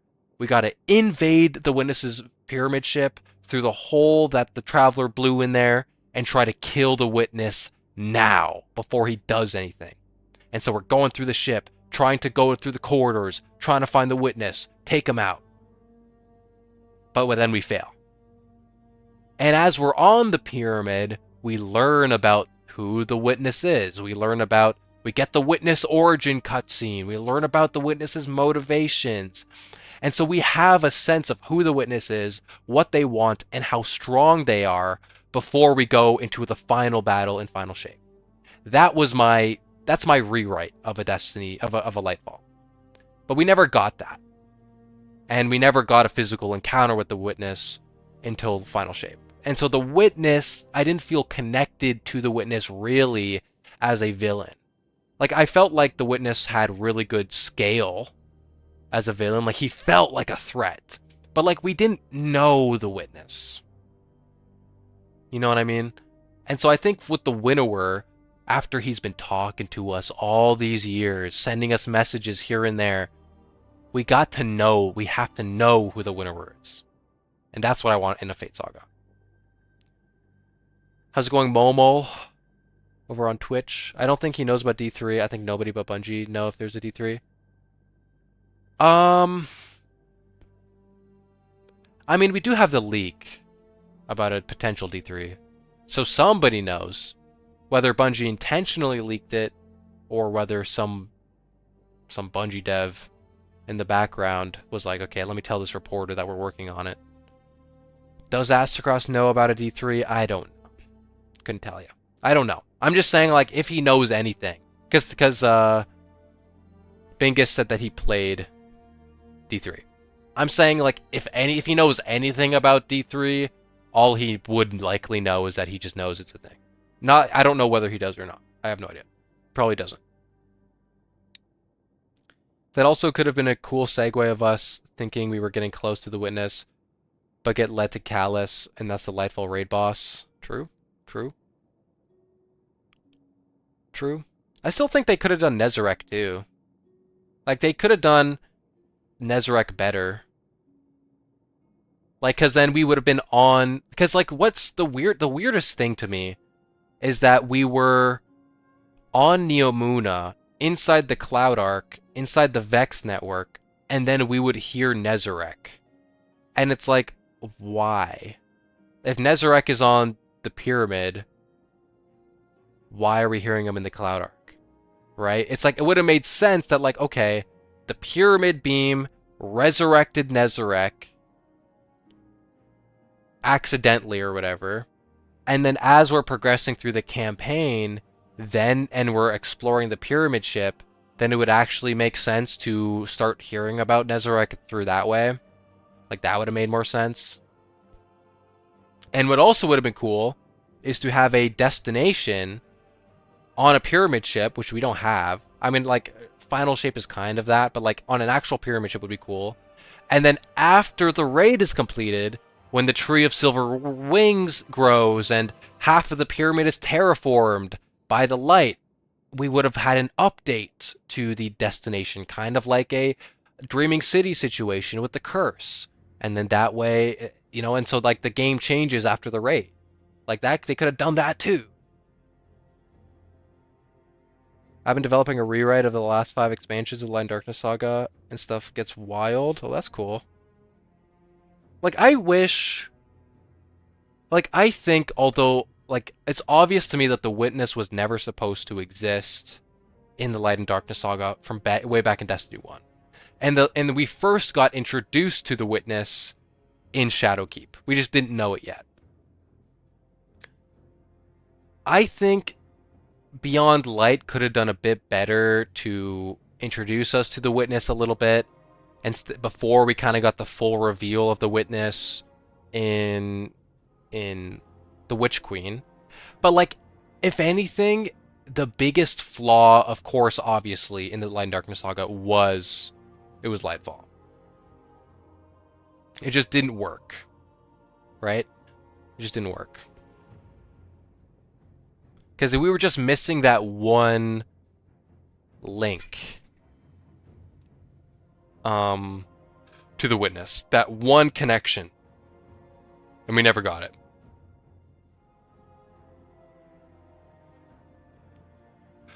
Well, wasn't he inside the minds of the Neomuni who were inside the Cloud Ark? Yeah, yes, that's the explanation as to how we heard of him, because he was tormenting the Neomuni.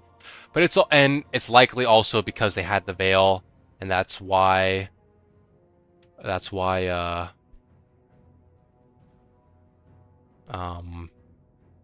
that's why he was able to torment the Neomuni. It's just that, like, I don't know. It just felt stupid. It's just stupid. They didn't handle the story of it well, you know? Didn't feel compelling.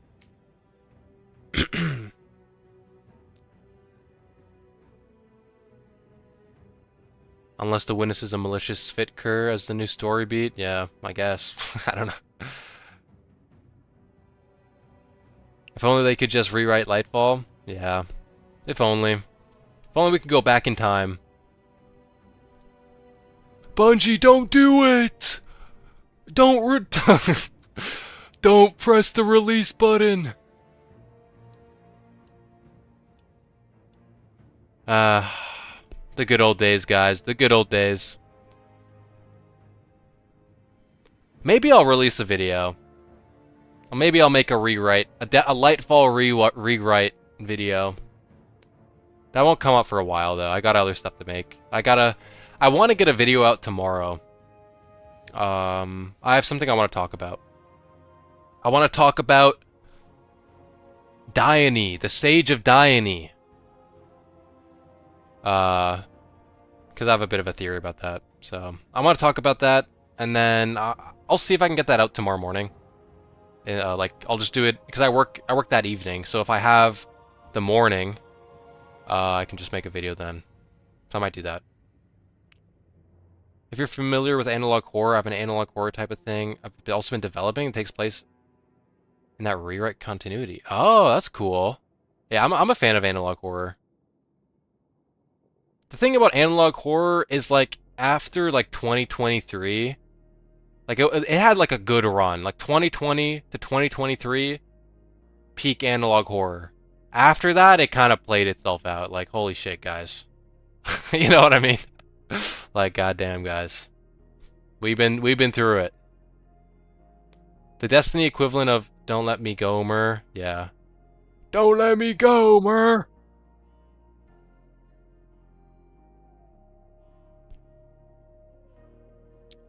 Come on, Tars! I gotta watch Interstellar again. That movie's so goated.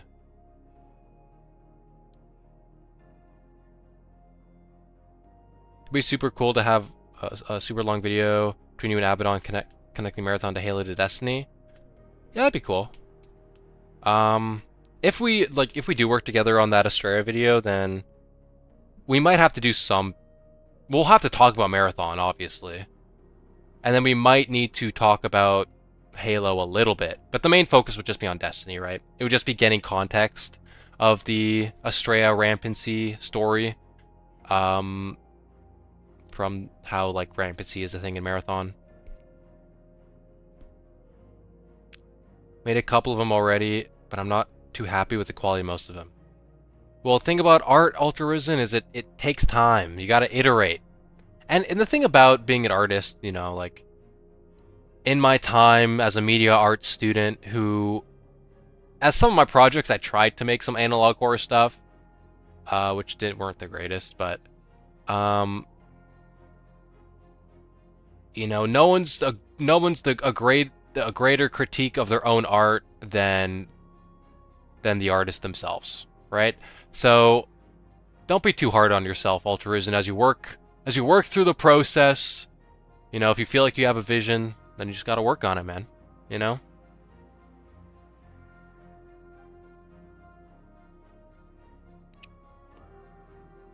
But yeah. I do want to make that Astrea video though. I do want to make that, so we gotta work on that. We'll have to figure out how we want to format it, but that'd be early talks. That'd be early talks. Ba ba da ba ba da bow.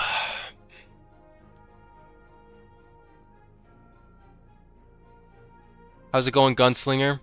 New subscriber, thanks to cross reaction videos of your videos. Thank you for your lore and theory videos. Keep up the great content. Thank you, bro. Thank you, Hunter. I will be keeping them up. I will keep making videos, and I hope to expand my content. Like I said in my, I don't know if you saw my previous video, but about the response to the delay, I will continue to make Destiny videos. I'm here all the way, guys, and but we will be expanding, and I hope to make some more Marathon lore videos too, and some lore theory videos about Marathon. But I need to learn more. I'm still behind. I need to catch up. I need to learn more about the Marathon lore, because there's so much. When do you think you'll do more Marathon Infinite? I could do... What day is it tomorrow? Tomorrow's Friday. I'll have to look at my schedule for work, but I might be able to do Saturday. I might be able to do Saturday. Because I want to get this video out. So I'm probably not going to stream tomorrow, because I want to get a video. But on Saturday, I think I work the same time on Saturday, so as I do tomorrow, so I could stream in the morning, do some Infinite. Can't wait for the Marathon coverage too. Thank you, man. Thank you, man. I hope to deliver. Thing is, like, as I'm new to Marathon, like, I want to be careful, because I don't want to make a video and I'm just like, I get everything wrong. You know what I mean? So I need to make sure I'm pretty confident in my Marathon lore knowledge before I make anything more complicated than like a basic breakdown video. Like, most of my Marathon videos, at least in the beginning, are probably going to be breakdown style videos, like less theory crafting, because like it's new. Everything's new. So like I'm learning this all for myself as well. So like in my previous Marathon video where I just broke down the trailer and I'm like, here's some lore from the trailer, I might do the same thing, where I'll be like, here's the story of this quest line. Here's the story of this. Here's what this environmental storyline tells us. Here's some codex entries. It'll probably be something more similar to that than my classic Destiny 2 coverage, just in the interim as I learn what the lore is, right? Because it's hard to speculate when you don't know anything in terms of Marathon stuff. You know? Well, guys, I think I'm going to wrap it up tonight. I think I'm going to wrap it up. We had 3 hours of discussion, and so, you know, majority of that with Abaddon. I'm I'm gonna get some shut-eye, get some sleep, and then I'll work on a video tomorrow. So hopefully I have a video tomorrow morning for you guys. I'd like to once again thank everybody on YouTube, on Twitch, for the support and for watching my stuff. You know, it's been very fun. It's been a fun couple months, and I appreciate everybody who's kind and everything. So, Redline community is nice. It'll help you. Yeah, like I found my recept, dude. I was so surprised. Okay, one last thing before I wrap up. I was so surprised at how well the marathon video did. Shenbox, Shexbox, thank you for the follow, brother. Yeah, I was so surprised at how my marathon video went. Like, I expected that to get no views, but it did well. It actually did pretty good, so I was surprised. Warhammer's coolest retcon stacked on retcons. Yeah, Warhammer, I don't know if I can even... That's so much lore. Like, maybe I'll do Warframe too. There's a lot of stuff, you know? I'm gonna stick with Marathon and Destiny right now. And then, as things progress, if I have more time, if you know... Thank you for the kind words, Shenbox. Appreciate you. Like, if, you know, if my channel grows and I can do this spend more time doing this rather than working, you know, I don't know. I can do this if I have more time to do this, then I'll expand into more than just Marathon and Destiny, probably. Maybe I'll do some Warframe or something. We'll learn it. We'll learn. We'll progress. We'll grow, and we'll better ourselves, guys. But anyways, guys. That's it for me, everybody. Everybody, once again, thank you, and I hope you all have a good rest of your night, guys. Okay? I'll see you guys later. I'll stream again, hopefully on Saturday, and I'll hopefully have a video tomorrow. Much love, everybody, and have a good one, guys. Bye-bye.